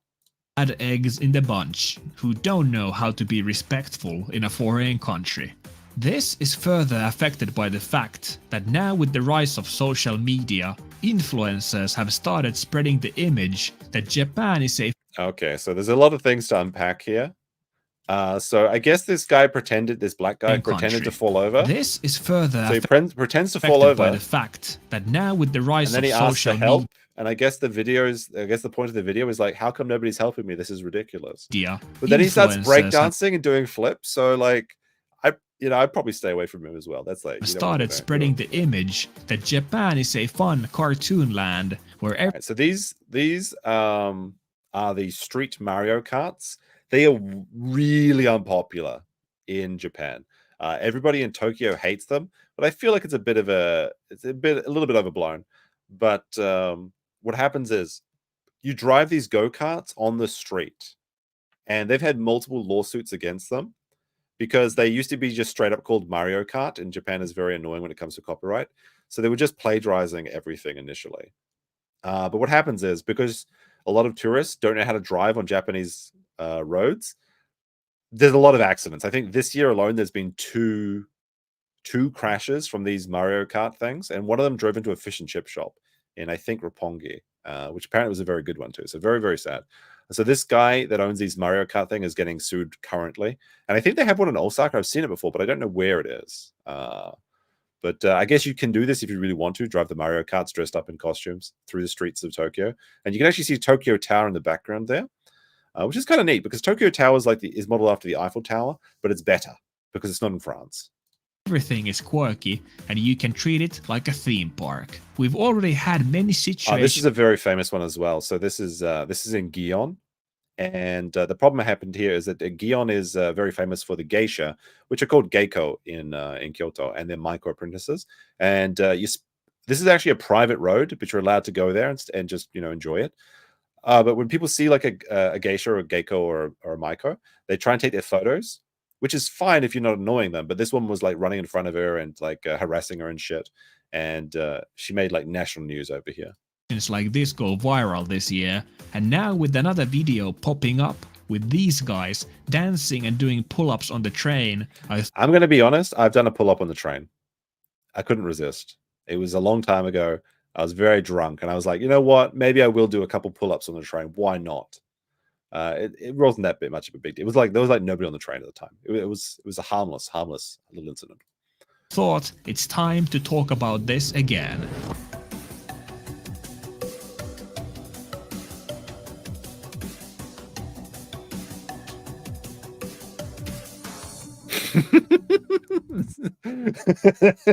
Was that guy stop, or he just decided it wasn't worth it? So the train's already stopped, so he's not getting it. He's like, you know what? This black guy's pointing his muscles. I ain't got time for this shit. I gotta get Mr. Nakamoto's waiting for me. I can't be late today. Just straight up gets up and leaves. I'm like, nope, not for me. Now I'm not saying I haven't thought about doing pull-ups in the train. See? But the reason I haven't done it is simply because it's not something you should be doing in Japan. I think this is actually the Fuji line. That's like a really nice so you see how there's a wooden floor on this train? I think this is the Fuji Q line, which is actually a really nice train line. It goes to Mount Fuji, obviously. Since most people in here have to spend hours in the train, this is the Chuo line, packed like sardines on their way to work, there's a consensus that trains are a place where you don't mess around. Sure, there are many Japanese people who don't follow the rules and cause chaos in the train, but the difference is that it's their country. That's That guy was obviously like he threw up on the train and now he's slipping on it, which is very funny if you had some like those like cartoon like slipping noises. But this happened not to me, but one time I was on like a packed train where no one can move, and somebody threw up behind me, and it just like covered some dude. Like the packed trains are one thing about Japan I really, really hate. Fortunately, this isn't really a problem for me typically, because this is the packed trains, like where they're pushing you in, is really only a Tokyo thing. You do see it a couple times in Osaka, like during rush hour, but usually not something I have to worry about. But the difference is that it's their country. Of course, they shouldn't be doing it either. I've never thrown up in the train. No, I have not done that. But tourists should put an extra effort into not acting like dickheads, because it's just not cool. You might like walking around naked in your own house, but if you come to my house, keep your clothes on. I don't want to say doing an obnoxious TikTok dance on the train is the worst thing you can do, and even some kids seem to be enjoying it on the videos. But to me personally, it doesn't matter where I am. When I'm coming home from my 18-hour shift at the office, I don't want to see this bullshit. Now, my understanding is like, and can someone else tell me this? Is this what American trains are just like? Like I've seen like New York trains and Detroit trains, and they all sort of look like this, where people are just dancing and doing weird shit all day. Is that actually just the reality? I've never seen this in Japan or in any other country, but is it like if I ride a train, if I take the D line in New York, am I going to see some shenanigans like this? And there are clearly people who think like me on the video, as you can clearly see from the reactions they give to this guy. Let me be straight with you. Japan as a country can be pretty racist. Living here means that I have to put extra effort into being this guy lives in Japan? considerate. I could wait. Where does he live in Japan? I don't know. I don't know this guy lived in Japan. Where about him? What does it say? Does it say where he lives? I'm curious. Almost certainly in Tokyo, because everyone decides to live in Tokyo. But whatever. For example, if a Japanese person sees another Japanese person crossing the road on a red light, they're going to think that one guy is an a-hole who doesn't follow the rules.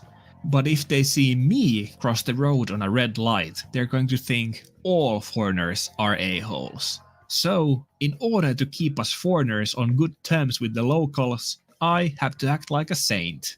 Which is fine. I'm here because I want to be here, and that's the sacrifice I have to make. If you notice he's got his fridge in the background, and he's got his little toaster oven there. See, I'm not the only person with a little toaster oven. It happens to all of us that live in Japan.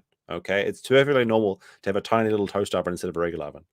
Even can call, having to act like a What nice about me? I just cross the road whenever I want to. The only time I don't like if there's like no cars coming, I feel like it's stupid to wait for the light to go green. The only time I won't do it is if there's like school children watching, because I don't want them to copy me and then get hit by a car. That's the only time. But there's a funny thing that happens because Japanese people are so used to order and rules that if they see someone else crossing the road, they assume that the light has gone green anyway. So what you'll see is someone will be like using their phone, just like looking at their phone, and then when I start crossing the road, they'll start crossing the road as well because they assume the light went green. And I usually have to tell them like, it's not green, just cross at your own risk, because they might legit get hit by a car because they're not paying attention to the surroundings. You shouldn't cross the road while looking at your phone. That's very silly. Person to be a sacrifice. Over the years, we have had many nuisance foreigners causing trouble and being on the news. But things between the tourists and the Japanese are worse than they have ever been now, and it's only getting worse each day. The good thing is that we got Johnny Somali. Look at that. Johnny Somali is currently in South Korea. So I know some people going to South Korea soon. So I wonder if they're going to interrupt. Well, they're going to encounter him, I suppose. Collectively, the internet has been clowning on these guys and condemning their actions. This is like all Johnny Somali, though. Whenever situations like this have popped up. One thing I'd like to remind people, though, is that not every Japanese person thinks doing stuff like this is as disrespectful as you might think. When you look at the comments, there's usually a mixture of opinions. Though, unsurprisingly, since the country is 98% Japanese and many people here have a negative opinion on foreigners, they usually tend to lean into negative territory. And rightfully so. In most of these cases, the people acting up have deserved a reality check for their stupidity. Do Korean people come to Japan? Yeah, of course. They come all the time, especially in Osaka. We have a lot of tourists. The majority of tourists coming to Osaka are Korean and Chinese, and they come here to do shopping, which is kind of funny. But the Chinese people come here to do shopping because all the products in China are shit, and they're all like knockoff stuff. So they'll come in like these tour groups and just go shopping to like Don Quixote and things, and just like fill up their bags with tax-free shit, and then take it home and sell it when they get back home. And Korean people do this with alcohol. So there's like these massive tariffs on alcohol to Korea or something like that. So so Korean people come over here, they buy like 5 bottles of whiskey, they take it back, sell them in the Korean black market or to friends, and they make back half their trip or even their entire trip's cost. It's a little bit of a sneaky little loophole they've got over there for the Koreans. It's literally tax-free. If you're a tourist in Japan, most shops, if you spend over 5,000 yen and you have your passport with you, which you should if you're a tourist in Japan because it's a legal requirement, you can get a tax refund. The worst offenders from recent memory being Logan Paul, Johnny Somali, Suspendus, and Phidias. Yeah, Phidias. This is the guy. This guy is now, not this guy. And Phidias. This guy here, he is currently a sitting member of the EU Member of Parliament or whatever it's called. And he does TikToks talking about what it's like being an EU Member of Parliament. And I think he's got like a $200,000 salary now or something. It's ridiculous. It's very infuriating. And he's just like, look at my day as a member of the EU Parliament. I get to put in my card and I vote to the thing. It's very, very frustrating. Very frustrating. Yes.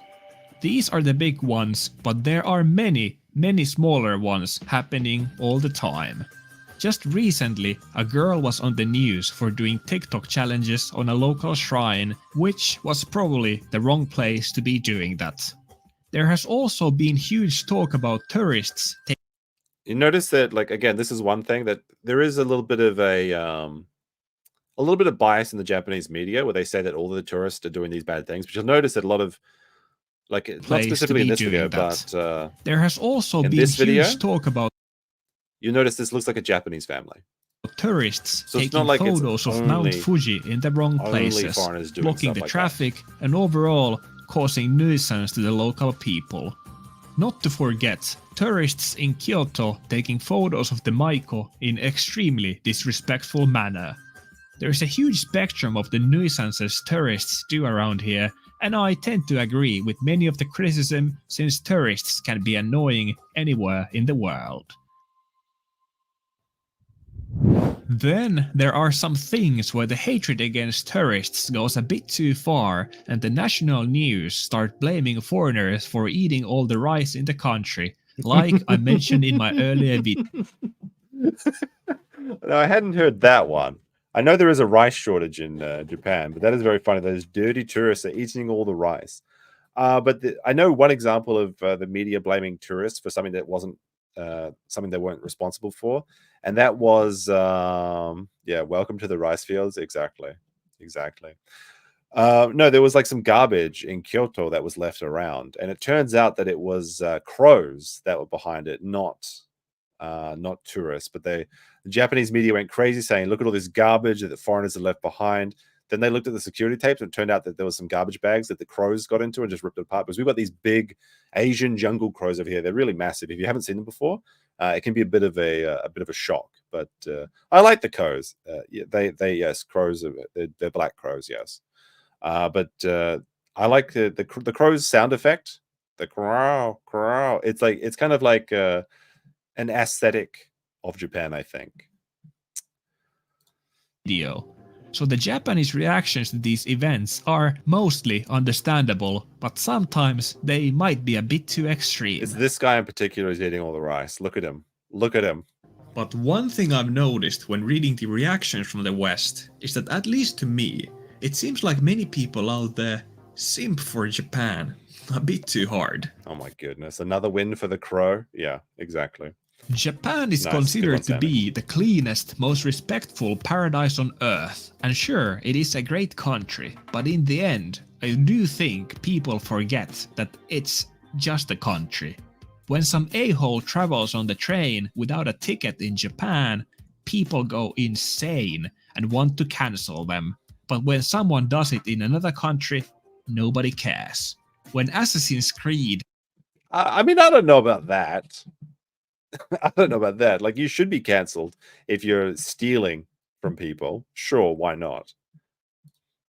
gets historical things wrong about Japan, there's an outrage. But when they do it in their other games, nobody cares again. I kind of disagree with the point of it. Like the Assassin's Creed Yasuke, it's not because there are historical inaccuracies. It's because people wanted to play a ninja game and they wanted to be ninjas. And when you think ninja, you don't think Yasuke.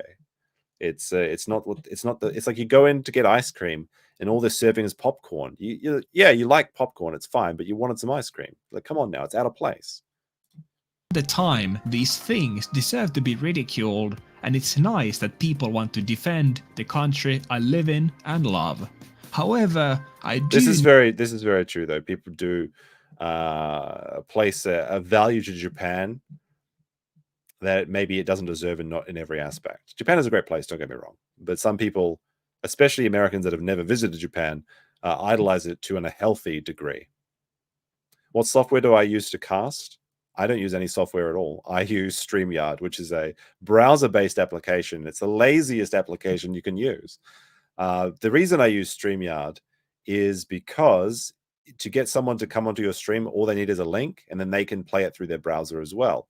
So it's very, very useful for inviting anyone on that doesn't want to install anything, like they don't want to install Discord. So StreamYard definitely has its uses. If you want to get if you want to do like a professional, proper stream setup, use OBS or something. Just learn how to use that. Now you can use OBS and StreamYard together, which is the ultimate setup. But I have a very basic setup because I feel like a lot of people make a mistake when they start streaming, and that's they invest a lot of time and effort into things that don't matter, like making a ridiculous background. The background doesn't really matter. Yeah, background can be cool, but it's mostly for the streamer, right? And it's nice production values, but people don't tune into a stream because of the background, right? They tune in for the content, or if they really like the streamer themselves. So just use OBS, or if you want to use StreamYard, use StreamYard. It's very simple. You do have to pay for it. Like I think it's like 10 or 20 bucks a month. But yeah, just work on whatever your videos are and go from there. And a really good advice for starting anything new is you invest in it as you grow, don't invest to grow. So like a lot of people in the camera industry make this mistake. They'll be like, oh, I'll buy the most expensive camera because then I'll take better photos. No, you just start taking photos with the camera that you have, and then as you make money from it, then you can invest more into it. Notice the inconsistencies to the reactions when it's about Japan. People love the idea of Japan being this utopia, which is why most online content about it is how amazing everything is in here, simply because it sells. I try my best to give a realistic view of the country in my videos because I want you guys to love the country like I do. I want you to love it for what it is, not for what you'd want it to be. Japan is not an utopia. It's just a regular country. But don't forget that when you're traveling in here, even though it is just a regular country, it's not your country. So to anyone... I think that's good advice. I've never seen this guy before. I just attended. Seems very interesting. Look, he's got... I wonder if there's Anyway, I might check out this channel later and see if there's any other interesting content. Good video. By Fatus. Now, sorry, there's a little bit of detour that I thought was funny. I saw it as I was preparing the stream. We'll get back to the Yacub, which is the main topic of the story. So there was another one with his own king. It says the mysterious disappearance of Yacub's father. Well, we might check it. This is a longer one. Let's check this out, I suppose. But then I might go into some other topics. Some people said that they had some videos of Yacubs in their neighborhood or that they follow. So let's take a look. Now you. So back to the original one. Back to Owen Kung. Yakub, as we all know, is the father of all white people. He is the Mayo Master. The All right, I might put this at 1.25 as well.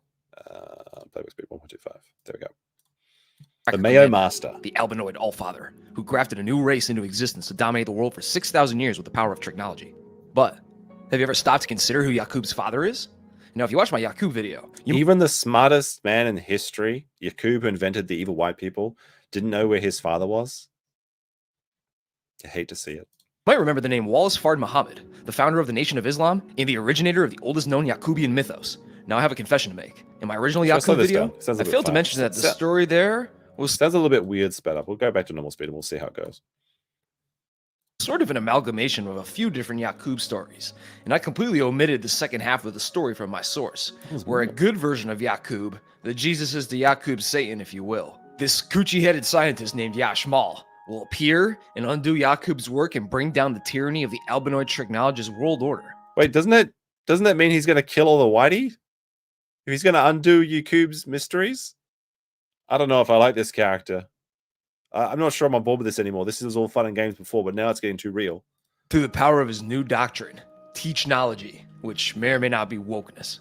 So teachnology is the opposite to tricknology? Okay, I see how this works. Also, all the history I mentioned involving the aliens and the Hollow Earth, the Shiuk and the Sanin and Yaqub's alien parentage were not Fard's work at all, but rather being added and taught later by a man named Malachi or Dwight York. That makes sense, because like I was going to say, what the fuck happened with the alien subplot?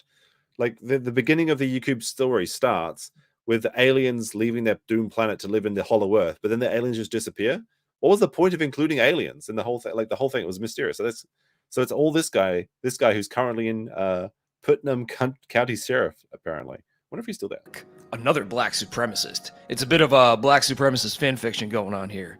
And York is a whole insane rabbit hole unto himself. Trust me, it's nuts. But this is not a Malachi Z. York video. And today, we're only concerned with Mr. W.F. Muhammad, as I found his own existence and life story is just as fascinating as his big-headed white boy crafting evil scientist mythos.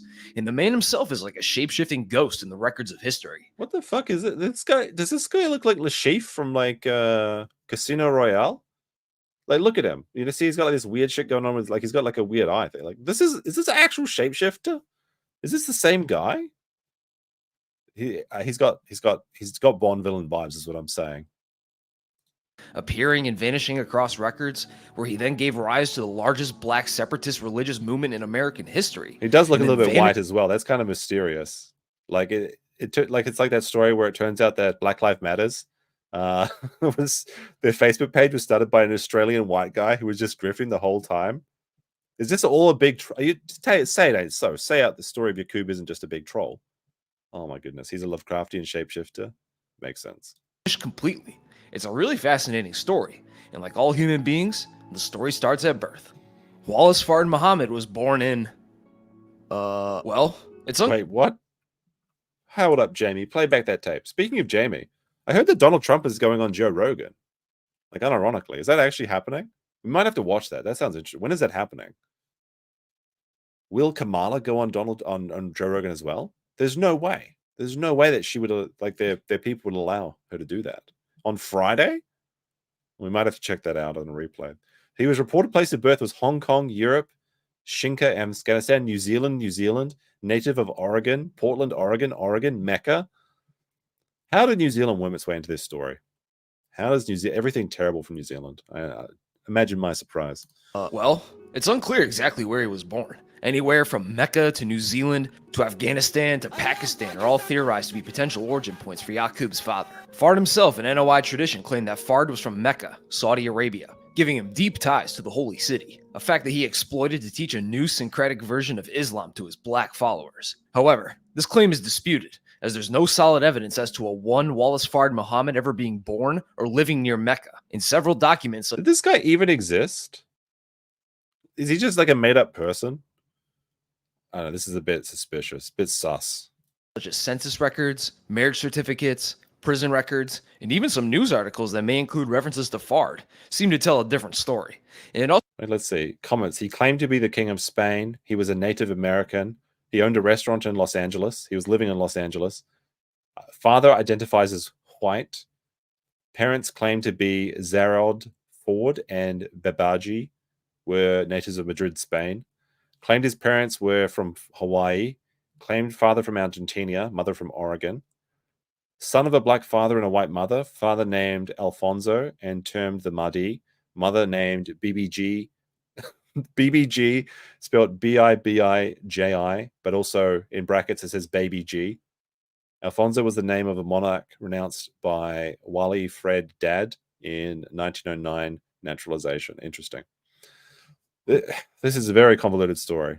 Still makes more sense than Twilight, though. Also doesn't help that Fard was a big fan of aliases, and it's estimated that he may have used up to 58 annoyingly similar sounding names in his life, which I'll go over after I tell his known story. But for now, let's head to the year 1930. 1930 is a very important year for Fard, as 1930 through 1934 are the only years in which we can confirm where exactly Fard was and what he was doing. After spending most of his life as a mysterious nameless entity, Fard surfaced in Detroit, Michigan in 1930, where he was first encountered as a door-to-door salesman, selling some curious silks to Detroit's black populations. Interesting. Curious silks. Tell me more. But before we see that, just look at this old photo. Is this a real photo? Look at this place. I guess this is Chicago, right? Or something. This is a very Kino picture. The tasteful thickness, like it's very aesthetic. Look at these trams. You've got the Blackstone mild 10-cent cigars. This looks amazing. This looks great. It'd be fun if we could do time travel, right? I will.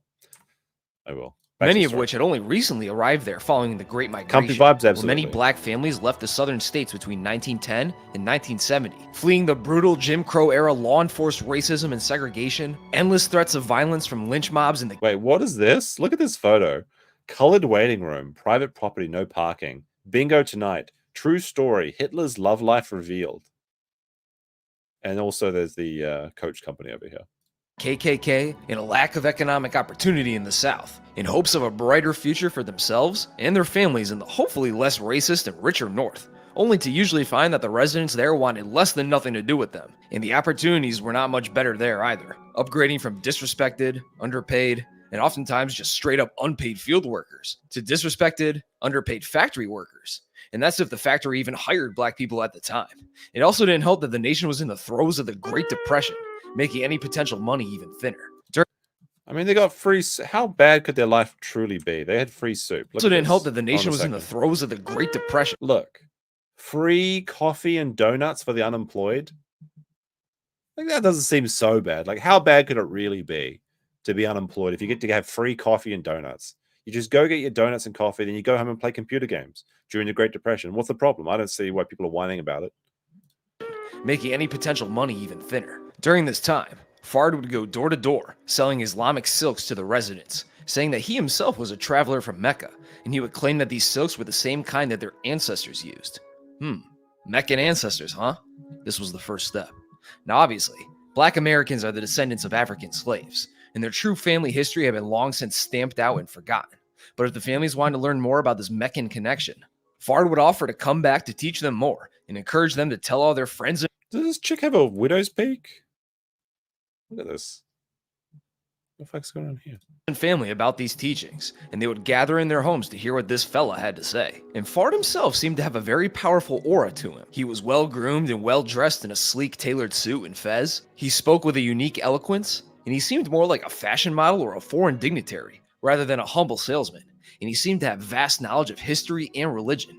And this... Yeah, but like the knowledge of history he knows is about aliens living in the center of the earth. I mean, if people fell for this, I kind of don't feel that bad for them.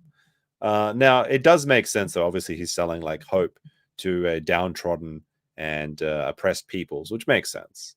Very, very disappointing. Is a shyster religious salesman. Very sad, very sad. Or allowed him to convince many people to hear Or it's all real. Fard's initial study sessions began as humble gatherings in the homes of the people he was selling silks to, where despite the clear Islamic slant to himself and his beliefs, Fard would use the Bible, not the Quran, to preach and back up his teachings, as most of the black families that he preached to were only familiar with the Bible. And it seemed that Fard knew his shit, as his congregation only grew from there. And as it did, Fard began to switch up his rhetoric and began denouncing white people openly, attacking the teachings of the Bible, calling it the poison book, and saying that it was the book of the Yacubian white demons, to rile up his supporters to near emotional crisis.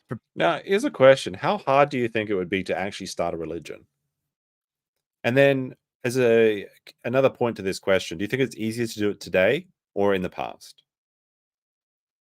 because I was kind of thinking about this because I've seen a few things that look like the beginnings of a cult. Let's say, and it seems like people are basically just begging for this. Like, you just make up these ridiculous stories, like Scientology, and people are just like, yeah, I'll believe that. Why not?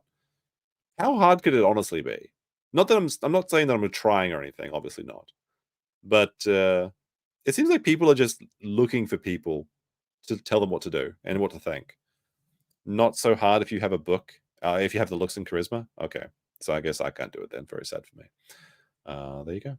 Preparing them to accept his new Bit rude of teachings you to more say that, willingly. but okay. Fard began teaching a pretty radical form of black exceptionalism and nationalism, a pretty stark contrast from the country's current feelings on race. And this is the 1930s we're talking about. We're in the middle of the era of ascended racism. The Nazis had yet to fully make their rise.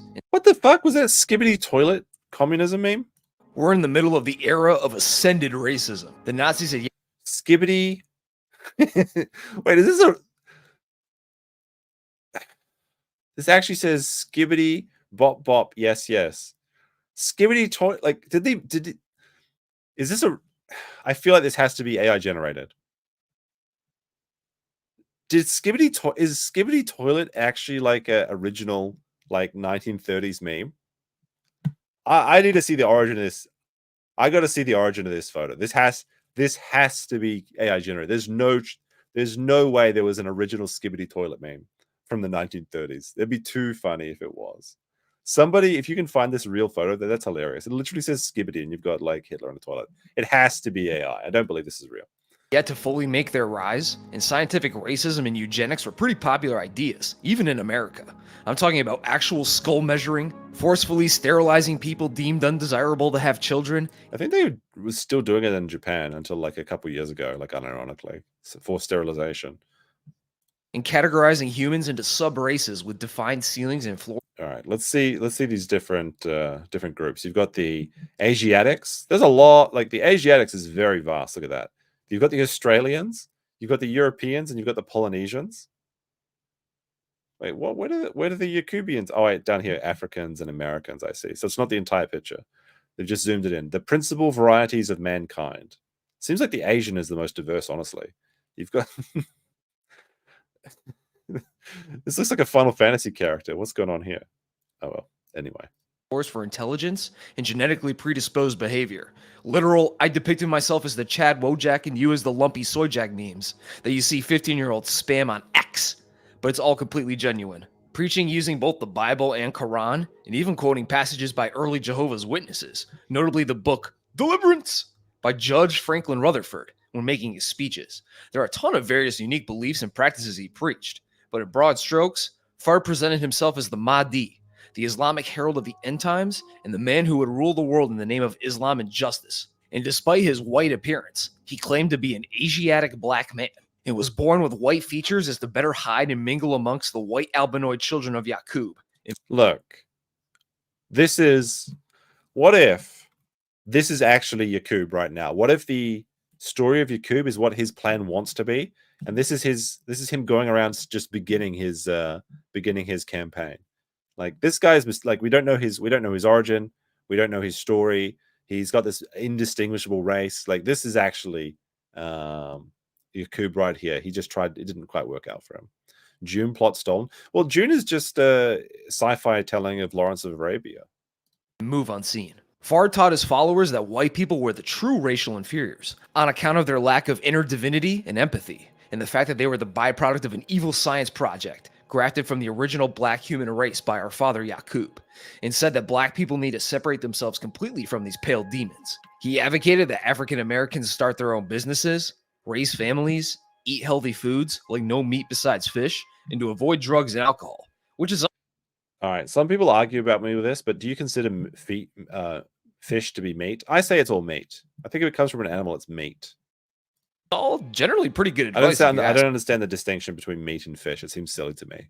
It's me. He was teaching his followers to lead responsible, hardworking, and healthy lives, despite the giga-brained baby-killing scientist lore holding it all together. Fard also taught his followers that all black peoples were Muslim, and that they had to reject their white slave owner names, like Smith, or Richardson, or Johnson. And instead, they would be given new Muslim names, or he would bestow upon them the X in their name, which stands for the unknown, himself even taking the name Wallace Fard. Wait, is that where Malcolm X's name comes from? I've never thought about this. I thought it was just a cool name, like Malcolm X was a branding. Is that because it's unknown origin? Like, I don't know. Like, this is a very genuine question. I mean, it makes sense, but I never knew it. I mean, but I'm not an American though, so maybe all Americans know that. It's interesting that sort of the differences in knowledges that we have through our cultures. Muhammad sometime later, a practice that's pretty synonymous with the NOI, and made How famous interesting. by I didn't guys even like knew Cassius that. Clay changing his name to Muhammad Ali, or Malcolm X's change from Malcolm Little to El Hajj Malik El Shabazz, and so on. Now, this wasn't a new practice though, and giving new names to followers was done before, most notably by the Moorish Science Temple of America, another black nationalist church that predated the NOI, which is a whole nother story unto itself. This is Why do religion, like, I've noticed that there's several religions, and when I say religions, I mean cults that use science in the name. That specifically, there's one in Japan called the Happy Science Academy. But what science do they actually practice? Like, they don't do any experiments. There's not Dex's lab going on in there. How do they get away with this? They get like all science religion. Like, what do you mean? Come on now. is not a Moorish Science Temple of America video. In this practice of giving new names, along with other similarities between Fard's teachings and the MSTs, like both saying that black peoples were Asiatic specifically, as both believe black people to be the original race of man, originating from the Middle East, which they considered to be a part of Asia, and therefore, whites were the true colored peoples, and both temples claimed descent from some lost black Middle Eastern empire of some kind, leading many. Okay, so if whites are the true colored peoples, does that mean we got an N-word pass now? Asking for a friend. To believe that Fard was a former member of the Moorish Science Temple and took strong inspiration and ideas from his time there to craft his mythos. Some even claim that he was indeed a part of the MST, going by the name David Ford L, and he tried to grab power in the temple by claiming to be the reincarnation of the temple's recently deceased founder, a man named Noble Drew Ali, which, if this story is true... Noble Drew RD. He's just a druid. Just call himself Noble Druid. That's why he's got the feather in his cap. Now, this is I like this outfit. This is an underrated hat.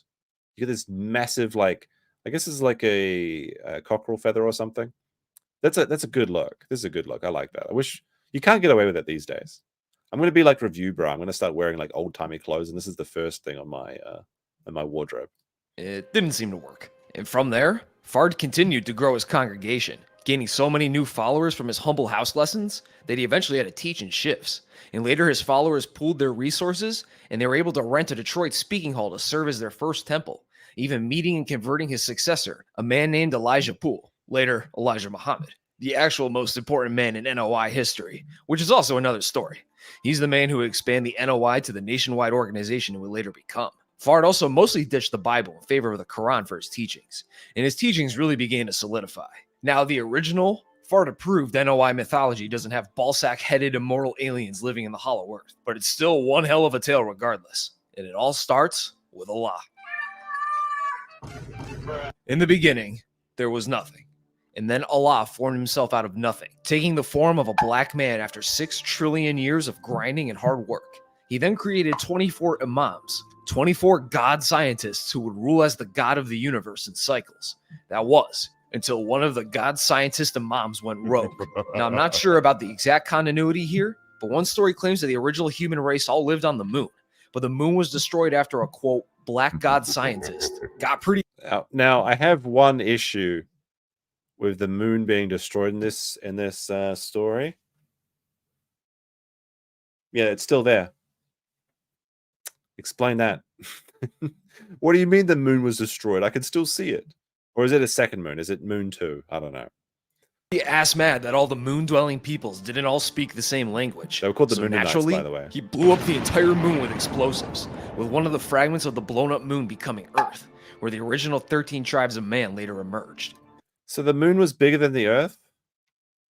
Hold up. This doesn't make this doesn't make sense. How could the moon be bigger than the Earth, and then a fragment of it then it wouldn't be a moon, it would be a planet? Hold up. This doesn't make fucking sense. Other versions say that Earth itself was blown up by the planet-destroying terrorist scientist man with dynamite, which exploded so powerfully, a chunk of the Earth got blown off and eventually formed the moon. And then the Now, my problem with this story, this is a hard sell to teach your religion that the Earth has exploded. So where are we exactly? Doesn't make fucking sense here. This is a bit of a sus story so far. 13 Arabic-speaking tribes of man that existed on the Earth at the time were all wiped out by this planet-sized bomb. How did we survive? How did we survive? The storytelling's this is. I mean, it'll still pass for like a Disney movie or something, but I'm having some issues with this. Maybe they I don't know. How's it going, Trucker Rob? Trucker Rob with the 10. He says, "Howdy, meme. Was listening to yesterday's show and had a laugh at Racket saying his parents' money was God's money. It's all God's plan too, actually. The God's plan.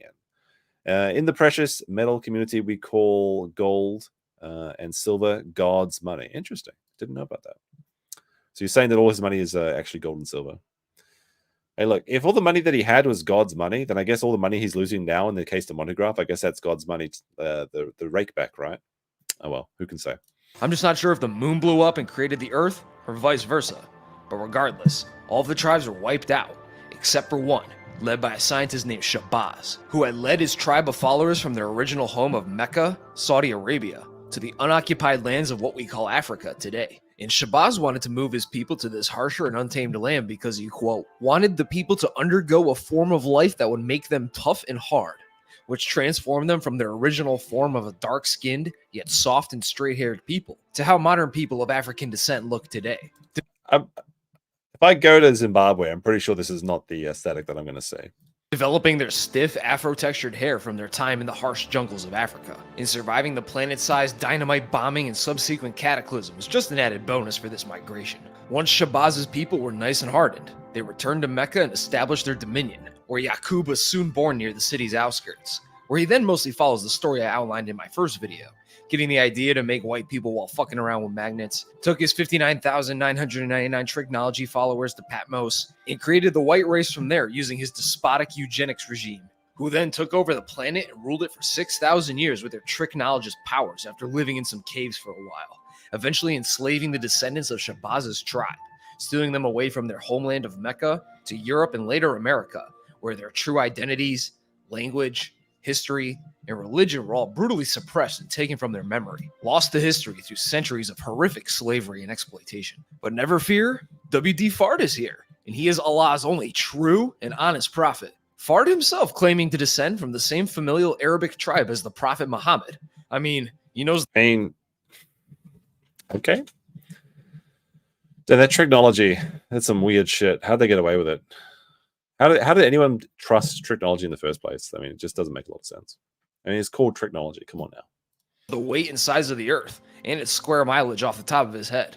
That's proof enough that he's the Mahdi. And he's here to reveal this lost history and religion to his followers, who will rise up, obliterate the white demons after 6,000 years of world rule, purge mankind of its evil completely, and reestablish their nation of Islam all in accordance with Allah's will.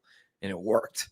Many of his followers came to believe that Fard himself was an avatar of Allah, blessed with encyclopedic knowledge of history and religion. And his mysterious past and his reclusive personality just helped to boost his aura and mystique amongst his followers. Fard's following continued to grow rapidly, reaching 8,000 members pretty quickly, and it seemed our plucky prophet was on his way to huge religious success, until he ran into a bit of a snag. No, wait, this is the same Moses that was killed by the followers of Yacub, right?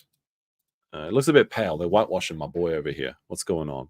20th, 1932, a man named Robert Harris, who had been dubbed Robert Kareem by Fard after Robert Harris? That name's a little bit familiar.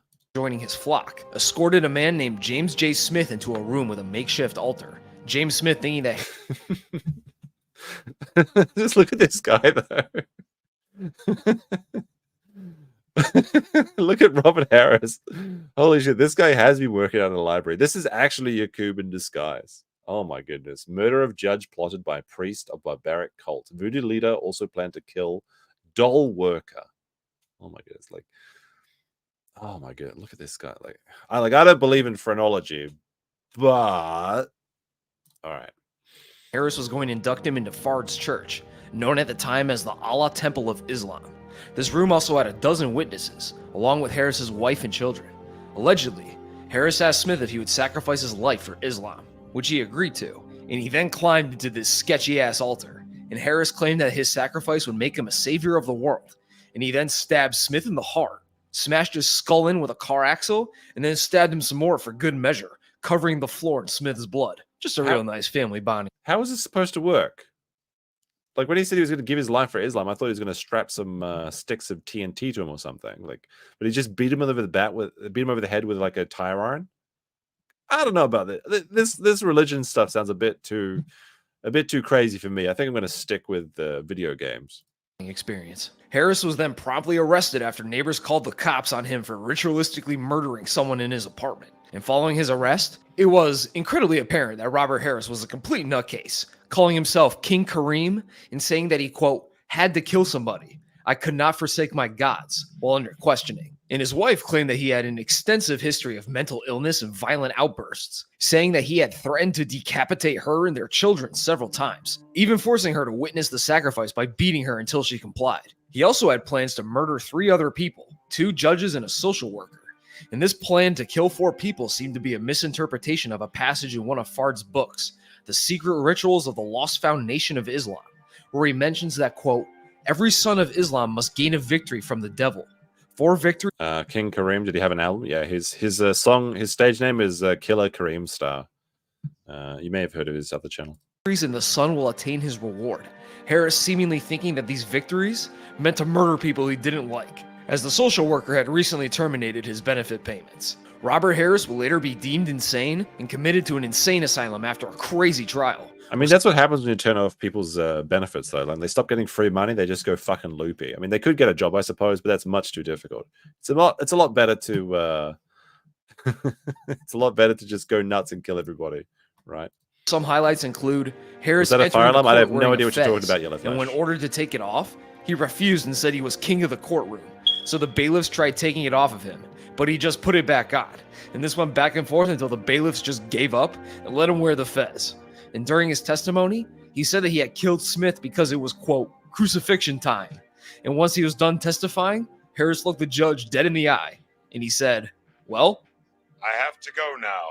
And he tried to walk out of the Good courtroom, Simpsons reference. but he was restrained by the police. And while he was being subdued, he shouted that he was the king here and everywhere. How could you dare say that I'm a practitioner of trickology or tricknology? I'm straight up honest. This is only facts come from this channel. You heard it from Cog himself, the clog dresser. He said I'm the #1 name in integrity in reporting news. Look at this dude. Holy shit. What the hell? But despite the fact that Harris was a complete basket case, was not a notable member of the ATOI with any sort of power in the organization, nor did the temple have any known beliefs or rituals involving practicing human sacrifice, the local news went wild with the story, claiming that Harris was a, quote, high priest or, quote, voodoo chieftain of a voodoo cult. Like, raiding temples sounds a lot cooler than it actually is. You know, speaking of temple raiding or tomb raiding, I might be taking a look at Netflix's Tomb Raider. It's very funny. Everybody's gay and everybody's crying. It's very, very disappointing. You would not believe what I've seen. I've seen some compilations. It looks like utter garbage. Holy shit. And that there were hundreds of people who supported Harris's murderous actions. And this story and the following public outrage put a huge target on Fard's back. You know what I just noticed? Look at this. There's a little detail here. There's these little Yacubs covering some word. This video was careful enough to censor. It says, detectives investigating to learn the scope of voodooism among ignorant and superstitious Detroit N somethings, and there's a Yacub, spent Thursday night running down the myriad leads uncovering earlier in the day. They raided a fantastic temple and arrested a N something word, but there's a picture of Yacub, who styled himself god of the Asiatic nation. I wonder what they could mean by that. I don't know. The papers painting the entire Allah Temple of Islam as some Lovecraftian murder cult with insane minorities who were slaying people in the name of, quote, Islamic jungle gods. They're really hamming up those stereotypes to make the articles pop. And Fard would be arrested by the Detroit police and had his temple raided, even being thrown into a padded I thought there were emojis just coming up on the screen. You know how like sometimes you're watching a stream and like the little hearts and things pop up when you do like this thing, you know? I thought it was those at first, but I was like, wait, there's no Yacub emoji. Maybe there should be. I don't know.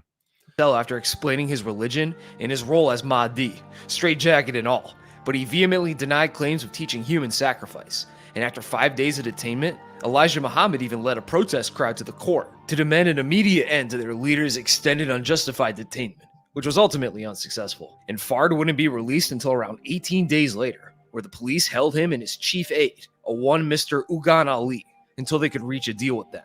In exchange for his release, Fard and Ali were to disband the Aila Temple of Islam, and Fard was to leave Detroit and never return. I didn't know that permanent exile from a city was a legal punishment back in the 30s. Look, if you want a Yaqub emoji, you're gonna have to drop a lot more members. We need a lot more to get there. We're not even close. But I don't know. I think banishment is a pretty cool punishment for people. Yeah, it's like, you just get the fuck out of here. You don't have to be lame here, but you don't have. Never mind. I butchered it. Never mind. You know what Allah Temple of Islam would be disbanded, but it would be quickly reformed into the beginning of the Nation of Islam as we know it today. And Ugan Ali was ultimately replaced by Elijah Muhammad to run this spiritual successor. Fard himself was put on a train headed for Chicago, where Detroit police hoped he would fuck off for good. But Fard wasn't done just yet. Fard would sneak back into Detroit at least 3 times following his police-enforced exile. Imagine sneaking into Detroit. These days, it's the opposite. You have to sneak out. They won't let you leave. Once to meet with his followers in secret, allegedly telling them that the end times were coming. A second time just to preach out on the street corner to anyone who'd listen, which unsurprisingly got him arrested by the cops because he was still banned from the entire city. Like, this is some Bond villain vibes. He looks like Lashif. He's got like the weird scar thing coming from his eye. What a weird fellow. Mysterious though. Something enigmatic about him. So he was booked, had his mugshot taken, and was booted out of the city again. But before his final visit to Detroit, Fard seemingly couldn't help himself. He had a real need for preach, and put up posters encouraging local African Americans to come listen to him preach in a Chicago speaking hall. And he was arrested for disorderly conduct and disturbing the peace with his Yacubian devil speeches.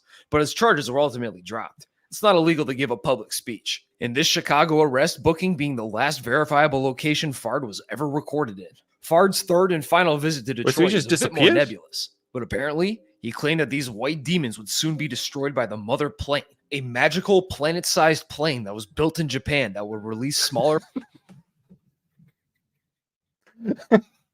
It keeps coming back to Japan. How they can't keep getting away with it. Those sneaky Japanese people that built a plane that was bigger than the Earth in Japan. Is that fourth dimensional TARDIS shit going on in Japan? They first invented the fourth dimension, and then they built a giant plane bigger than the Earth. I knew the Japanese were behind it all along. I knew it. So you thought that Japan segment between the videos was just like this tangent? No, it was all by design. Yakub's design, in fact. Planes that would drop poisonous bombs all over America, killing all of Yacub's offspring and only sparing 144,000 black Muslims. It's kind of like Red Skull's plan to bomb America using mini planes launched from one big superplane in Captain America. A super weapon made in Japan being a pretty large part of Fard's mythos, as Fard was a huge supporter of Japan and its empire. He was sort of like a proto-weeaboo. As he saw Japan... What the fuck? What? Wait, what? That's an interesting detail that we previously did not know. I guess he said that the second generation of Yacub's people turned into Japanese, and then the third generation turned into Chinese. But like, that was a weird, like, could we have stopped all of this if he just got his Asian waifu? Is that what I'm hearing? Oh my goodness. I'm the true proto-weeb? It's true. It's true. Japan as the Asiatic champion of all people against the Yacubian devil armies of the United States, England, and so on. So Fard must have been pretty devastated to see them ally with one of the most powerful and dastardly Yacubians to ever live later on, if he was even still alive by then. But these bombs for the mother plane would penetrate a mile into the ground, and would then crack open the earth in a 50 square mile radius after exploding, and any survivors would be choked out by the poisonous gas or mopped up by NOI goons. So essentially, Fard's predicted endgame was an apocalyptic race war between all black Muslims and all white people, with support from a Japanese UFO wonder weapon with planet-busting poisonous bombs. I'm confused. Why are the Japanese going to ally with the nation of Yacub? Oh no, my tabs have crashed. Restore this tab. Let's see if it works. There we go. My chat. Are you okay, chat? Is chat safe? Okay, all right, chat's fine. Okay. It kind of feels like the plot to a Black Ops 3 Zombies map. And with helter-skelter Japanese UFO poison bomb Armageddon coming soon, Fard wished to make some pretty sweeping reforms to the cult's structure and operations, including founding the Fruit of Islam, a sort of paramilitary group of the cult where male members will be drilled and trained like soldiers. And I think I've seen some videos of this actually. Like I saw like military demonstration, essentially, of the fruits of Islam. Now, I think there's a lot of value in getting a good name for your religion. So, Nation of Islam, that's a good name. It sounds very official. It even sounds, you can probably trick people to think it is the original or the largest Islamic religion. But I'm not sure Fruit of Islam is a good name. It's a little bit too fruity, honestly. And since it's all men as well, it's a bit it's a bit sus. It's a bit sus. I'm not sure I'm going to trust the Fruits of Islam.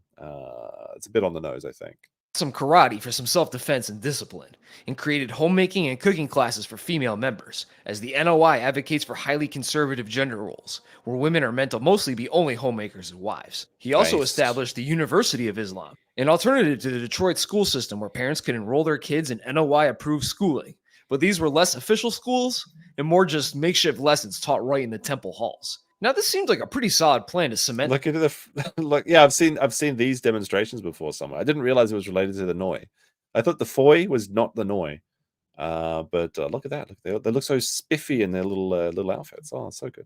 The structure and survival of the newly refounded NOI, but Fard was wildly overstepping when establishing his alternative Yacubian school, as many local Detroit school officials became pretty suspicious when a large amount of kids with known temple connections just stopped showing up to school, which eventually led police to find out about the University of Islam, revealing that the ATI was still around and had lots of followers, just operating under different names and signage.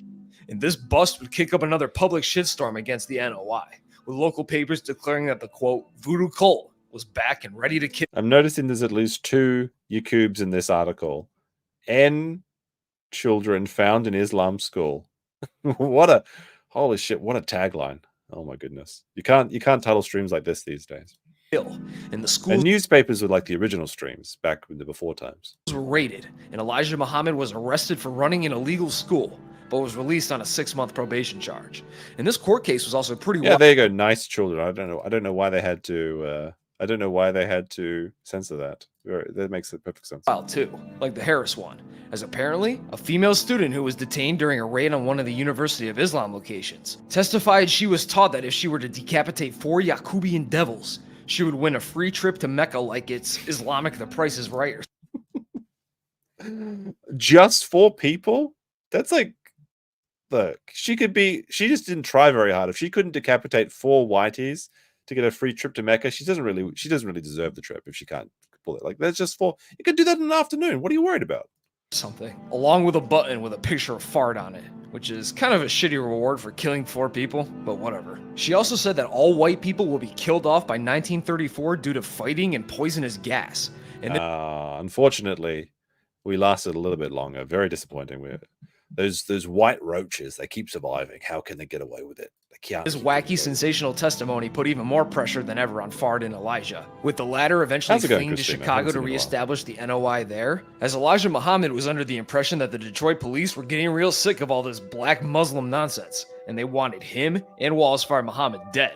Whereas for Fard himself, he just sort of vanished and was never seen again by any of his Detroit followers. Elijah Muhammad consolidated his power and reestablished the NOI in Chicago and made it official in late 1934.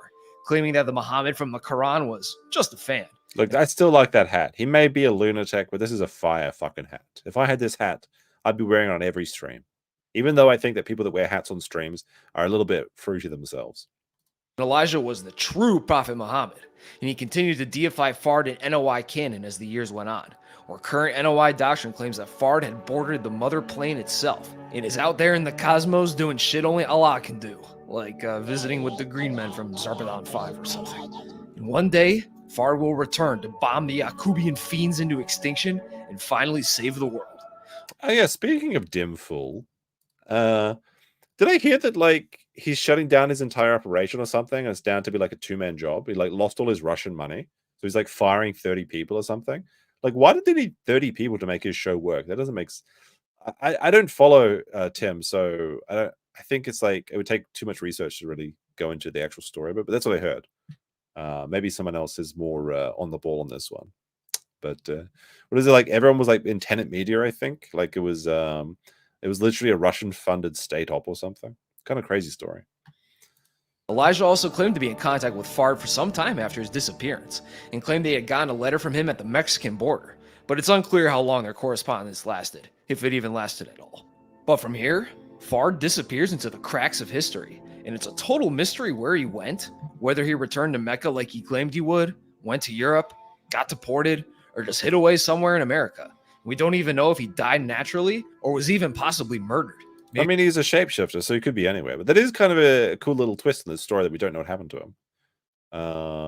I would assume that he's on the giant Earth-sized spaceship that was built in Japan, even though Japan is a notoriously small country, which is smaller than the Earth. So it doesn't make a lot of sense to me how they constructed that in Japan. But like I said, it's probably Japanese vector traps, like from Zone of the Enders, or like from Doctor Who or some shit. By the police or government officials or by other NOI members, but by 2024, he'd be well over 100 years old by now, like around 140 years old or something. So it's safe to say he's been dead a long time. But that begs the question, Who the hell is this guy? well, for That is a starters, good question. we only have around 10 or so pictures of the man, a few mugshots, pictures of him showing the police a book, his official NOI portrait, a few other pictures, and that's pretty much it. And even these pictures aren't always reliable, as it seems that Fard's official portrait, the most commonly used photo of him, seems to have been doctored from a different, similar photo. And here's the two compared. Is this like a Chinese man pulling a prank? Like, what's going on here? For real? This is a bit. It's an alien, isn't it? It's a lizard person. That's what it is. That's why they're always shape shifting and they don't look quite human. Something about this. And then he just disappears. Obviously, he returned to the Hollow Earth. Like, you're not even trying if you didn't think about that answer. It seems that Fard's features were squashed to make his head look rounder, and his mouth has been curled into a frown. And the book he's reading has been changed from whatever he was holding, likely a copy of Deliverance, to a thick copy of the Quran. Weird. And from these photos, as you can see, he is clearly not African American. It was described most often as Caucasian or some sort of Arabic, maybe even Pakistani. And here's where we can get into some old records. The earliest potential records we have of Fard comes from newspapers based in the Eugene to Salem area of Oregon dating from 1908. That's it. He's There a are fucking two witch. potential identities that could be Fard. A one Fred Waldad, also known locally as Fred the Turk or Fred the Greek, a Eugene-based tamale vendor that we know of through some mentions of him in the local Eugene newspapers. Fucking hell, I'm just hungry. Like, all this conspiracy shit makes me real hungry. And I want to order like a big beef bowl now, or some tamales especially. Shit, it's almost bedtime too, but now I want to getting a snack attack. Come on now. Chronicling his various exciting exploits, like getting ordered to move his tamale cart and then having to abandon it to sell tamales out of the back of his cigar shop. Is this his villain origin story? He just wanted to sell tamales, but then the white man asked him to move his cart, so he invented an entire religion just to destabilize white people. Yeah, you can get tamales in Japan. Not in my area though. But there's a couple Mexican restaurants. Tamales are Mexican, right? I don't know. And paying licensing fees to open up a new tamale stand in a new location. And other such bombshells like the news that Fred the Turk was going to travel to Portland for a bit. Damn. These early 1900s Oregonians must have been bored as fuck if the local tamale salesman taking a trip was paper-worthy news. But Fred Waldad here disappears from the record in early 1909, with the news reporting that he sold his tamale cart and moved to Cottage Grove, Oregon. Later in the year, though, a suspiciously similarly named man, a one Wally Fred Dad, listed his occupation as a restaurateur based in Eugene, and he applied for citizenship, claiming to be a Caucasian from Hong Kong. So it's possible that Fred Waldad... I would like to apply for one American citizenship, please. Country of origin, Caucasian Hong Kong. Yeah, the old Caucasian enclave in Hong Kong. Yes, that should do it. That should that should fool them. What was he trying to get away with? Like, this is ridiculous. Like, now some people may remember that when I was younger, I got a very limited edition can of Coke. I think I've told this story once or twice. And there was a missionary group that was in Hong Kong during the handover from Hong Kong being British Hong Kong to Chinese Hong Kong. So I had this legendary Chinese can of Coke that they assured me would be very valuable one day. And I kept this can of Coke for like 4 years as I was a young boy. One day I got really thirsty and I just decided to drink it. And I was like, That wasn't worth waiting 4 years for this can of Coke. This was kind of shit. I didn't even refrigerate it. And then I think I threw the can away because it got sticky because I forgot to clean it out. It was full of ants. That's how you get ants, really. Keeping a can of Coke in your room for 4 years and then drinking it. That's also part of my origin story. So there you go. Wally Fred Dad. That can of Coke could be worth tens of dollars by now if I'd kept it for all this time. Or the same person. It's pretty much the same name, too, just rearranged. The other potential identity is that of Fred Dodd, another tamale vendor, this time from Salem, Oregon, who we also know about from some other seemingly inconsequential newspaper appearances, like a story about him attending his first baseball game and a spat with the local authorities over whether or not he can sell fruit without an extra license. Riveting stuff. Can of Coke, yes. In 1914, that's what I said. Dodd was arrested for, quote, assaulting a married woman. But it seems that he just banged a woman who happened to be... Now, he made a mistake there. You're allowed to assault unmarried women for being slags. But assaulting a married woman, that's somebody's property. You can't do that. Married, and the charges were soon dropped. Dodd then married a 17-year-old named Pearl Allen in May 1914, but they divorced by the end of the year, so she probably never knew about his later exploits as the Yacubian prophet. And Fred Dodd's last mention occurs in late 1915, where the local Salem papers claimed that Fred Dodd was going on a vacation to San Francisco, LA, and then on to San Diego. And again, it's kind of shocking to me that the newspapers documented this at all. It's like, it's just like A-log and this one tamale guy. It's like, no, I'm just trying to sell fucking tamales. Stop writing about me in the national paper. Like, what are you doing here? This is news? And the papers described him as, quote, the genial Turkish lad. This matching up with the description for Waldad of a Turkish/Ottoman-looking dude who worked in food service and liked to take trips, apparently. But it seems this trip was a bit more permanent than the papers expected, and Fred Dodd is not mentioned again after his travel announcement. Rather, a Wally Dodd Ford crops up in Los Angeles, who claims that he is a restaurateur, perhaps of the tamale kind, and claimed that he was an Afghani citizen living in the USA. This coming from a 1917 draft registration card from our guy. I'm actually quite impressed by the research that went into this. This tracking the legend of all these things going through. Like, they didn't have the internet back then. How the fuck did they do this? He also got arrested for assault with a deadly system? weapon that same year, but he didn't serve significant jail time for this arrest. How does he keep getting away with it? Ford doesn't resurface again until 1920, where according to the 1920 census, he had gotten married to a one Hazel Ford, seemingly between 1917 and 1920, reporting that he was a white man from New Zealand. Later in 1924, it seems that Ford and Hazel couldn't keep it together, and Ford remarried a woman named Carmen Trevino. And this is marriage number 3 for those counting at home. And Ford makes the bizarre claim that his parents were named Zara Dodd and Babji Ford, and were from Madrid, Spain on their marriage certificate. And these names sound so fake, it just seems like Fard trying to see what he can get away with on these documents. But Ford couldn't steer clear of trouble with the fuzz, and was arrested for drug possession in 1926, which landed him around 3 years in the can at San Quentin prison. And So he got away with like assault with a weapon, assaulting somebody's property, all these tamale violations, but then he gets caught for having drugs. Unbelievable. Wasn't paroled until 1929, with New two of Zealand Fard's busted, yes. mugshots coming from this arrest and his time in the prison. And Ford seemingly disappeared from the LA record after his release from San Quentin, where it's very possible that he had skipped town and moved to Detroit, dropped Wally Dodd Ford for the new moniker of Wallace D. Fard, usually shortened to W.D. Fard, and he began his silk salesman job until he established his church and went through the entire saga I just mentioned, before vanishing after being driven from Detroit a third time, where he then becomes a total ghost, with only speculation and Elijah Muhammad's word on his whereabouts to go on. And that was until around 1957, when the FBI decided to officially investigate and try to ascertain the true identity of the Nation of Islam's prophet and founder Wallace Fard Muhammad, his origins, his whereabouts and/or fate, and identify any living family members he may still have.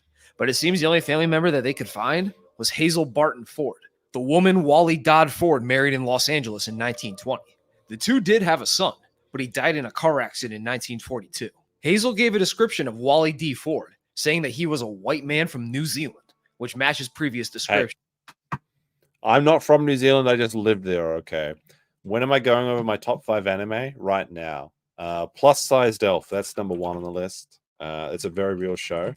So when Plus Sized Elf came out, it sounded really funny, but I actually tried to watch an episode of it, and it's just it's actual just like fat fetish shit. It's really not worth watching. In every episode, the elf gets fat eating French fries, and then her shirt explodes and you see her tits. So elf son can't lose weight. It was a very funny concept to have a fat elf, but it's just schlop. It's just slop.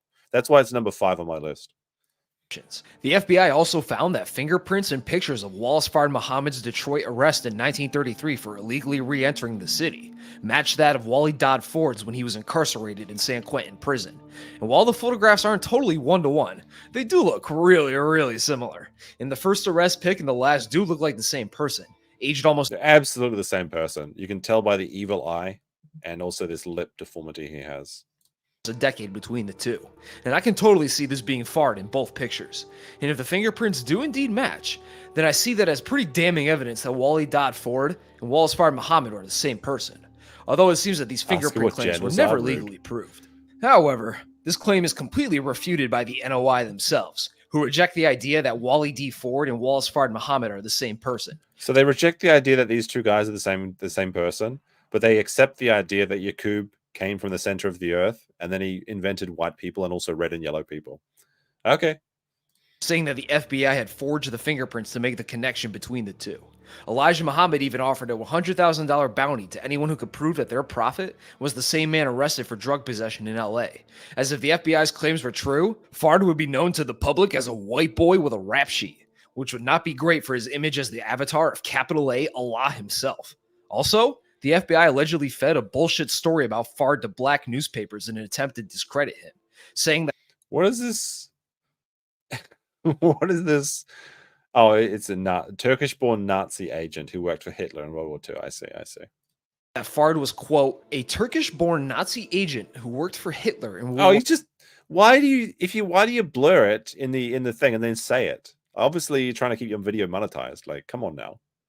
Kind of goes against the point. Assuming that Hitler had schemed up a plan for a man to sow racial chaos in Detroit by preaching the Yacubian story, somehow, almost a decade before World War II even started. And they also claimed that Fard had met Elijah Muhammad in prison, and that the whole Nation of Islam was just a racket, schemed up by the two to make money off of impressionable black families by charging them to become Muslim. But fake news and bounties aside, charging them to become Muslim. That sounds like the work of a different people, but I'll leave you to judge who you think it could be. the FBI ultimately failed to determine Fard's identity, as they couldn't find any immigration records that may have belonged to Fard, and the case on him was officially closed in 1958, the FBI concluding that he originated from Oregon, and that's pretty much where we're still at today. Wallace Fard Muhammad's origin, true identity, and fate all remain unknown, leaving us only with speculation, newspaper clippings, and official NOI claims to go off of. And some authors have posited their own theories as to his origin. Carl Evans theorizes that Fard was likely a Pakistani Muslim man, as Fard is a common Pakistani surname, and many of the names given to his followers, such as Shabazz, Ghulam, and Khala, are all Pakistani names. And many of his followers, including Malcolm X's nephew and brother, described Fard as having Pakistani features. And he also allegedly had— What are Pakistani features? I'm actually not that familiar with Pakistanis. Literally all I know about Pakistan is that episode of Seinfeld where what was his name? Shit, Jerry's neighbor who kept ruining it. Babu tried to open the Pakistani restaurant and it went really badly. The shrimp was too stringy. That's literally all I know about Pakistan. real hate boner for Hinduism, teaching Elijah Muhammad that God let Hindus go astray and worship whatever gods they wanted. And now they have so many heathen gods they can't even remember them all, which makes sense if he was Pakistani. It's kind of like this image over there. I haven't seen. Oh, this is a good meme. Pakistani and Indian men. We don't like your kind. Oh my goodness. That's too funny. That is too funny. Absolutely based. Absolutely based. This is such an applicable, like you can make this, you can apply this to so many different people as well. This is like you can get a lot of mileage out of this meme is what I'm saying. And others claim that he may have been an Ottoman Greek man, as the current NOI flag is identical to that of the flag of the Ottoman Empire. Oregon and the Pacific Northwest were popular locations for Greek immigrants, and Yaqub took his followers and established his cracker empire on Patmos, an island he'd be very familiar with if he was from Greece. Is this the cracker kingdom in the future? The Greek islands? I don't know. That looks pretty cool. I like islands. Islands are kino. They're fun. And his immigration to Oregon could line up with the Greco-Turkish War of 1897, as he may have immigrated around that time and established himself as a humble tamale vendor by 1908. But this is all just educated speculation. And as for me, I believe that he was raised as a Muslim, likely a Shia Muslim, and was most likely not from America, on account of his various aliases and lack of immediate family such as parents, siblings, aunts, or uncles to be found in the United States. As I feel like an immediate family member would have turned up if he was born and raised in the USA. Like the FBI would have been able to find an uncle or a brother or something, leading me to believe that he emigrated alone from whatever nation he had originated from, likely somewhere within the Ottoman Empire. And after a while, he became convinced that white people were the devil, possibly through his repeated incarcerations or through witnessing the racism of early 1900s America, and had to spread the gospel to warn of the evils of our big-brained father Yacub's tricknologist world order. And as for his fate, I find it's most likely that Fard either died or was deported or simply just left the USA, which I feel is backed up by his actions during his Detroit exile, as he had a real powerful urge to preach his Yacubian doctrine, risking arrest multiple times just to get the word out. So if he remained in the US following 1934, I feel like he would have popped up somewhere giving a Yacubian speech in a rented hall. But overall, I personally believe that, at the minimum of what we know, Wally Dodd Ford and Wallace Fard Muhammad are indeed the same person. It just lines up too well in both description and timeline, and it does indeed look like the same guy in both pictures. But we will never truly know.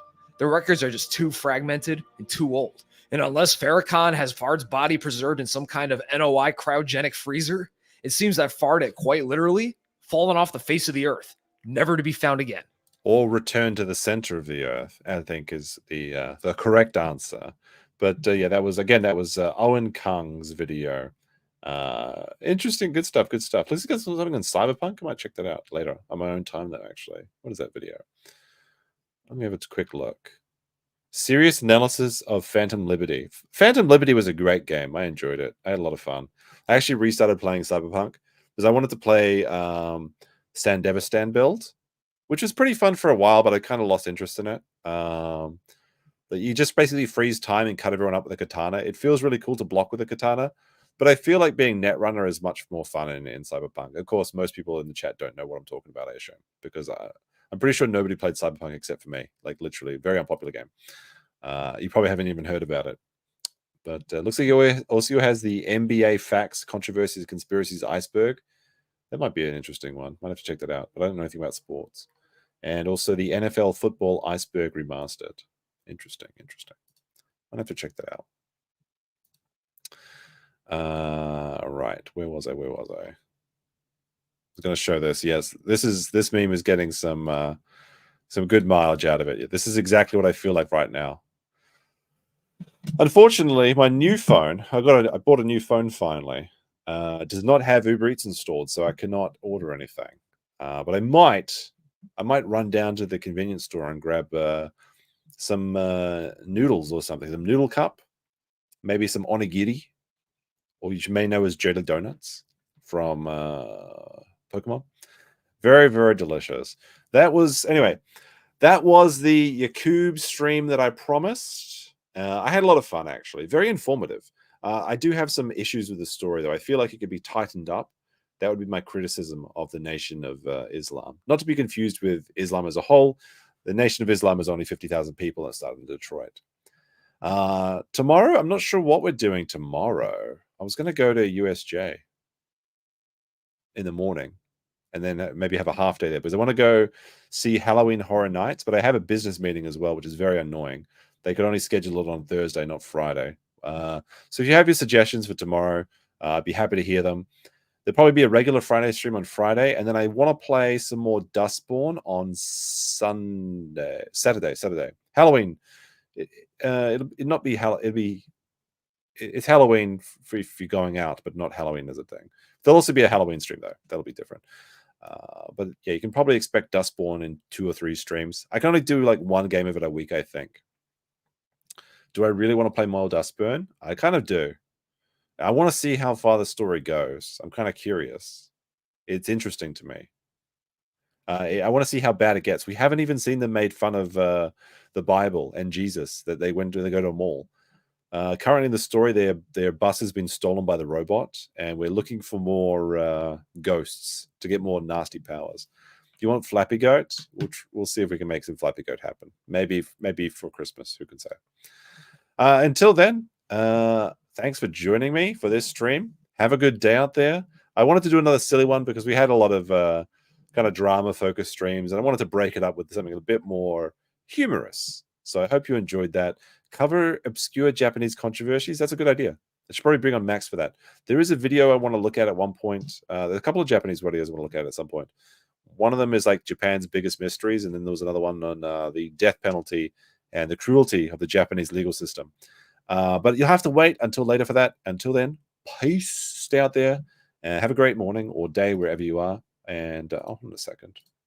Yeah, I got those. Okay, good. All right, peace. Where's the end button?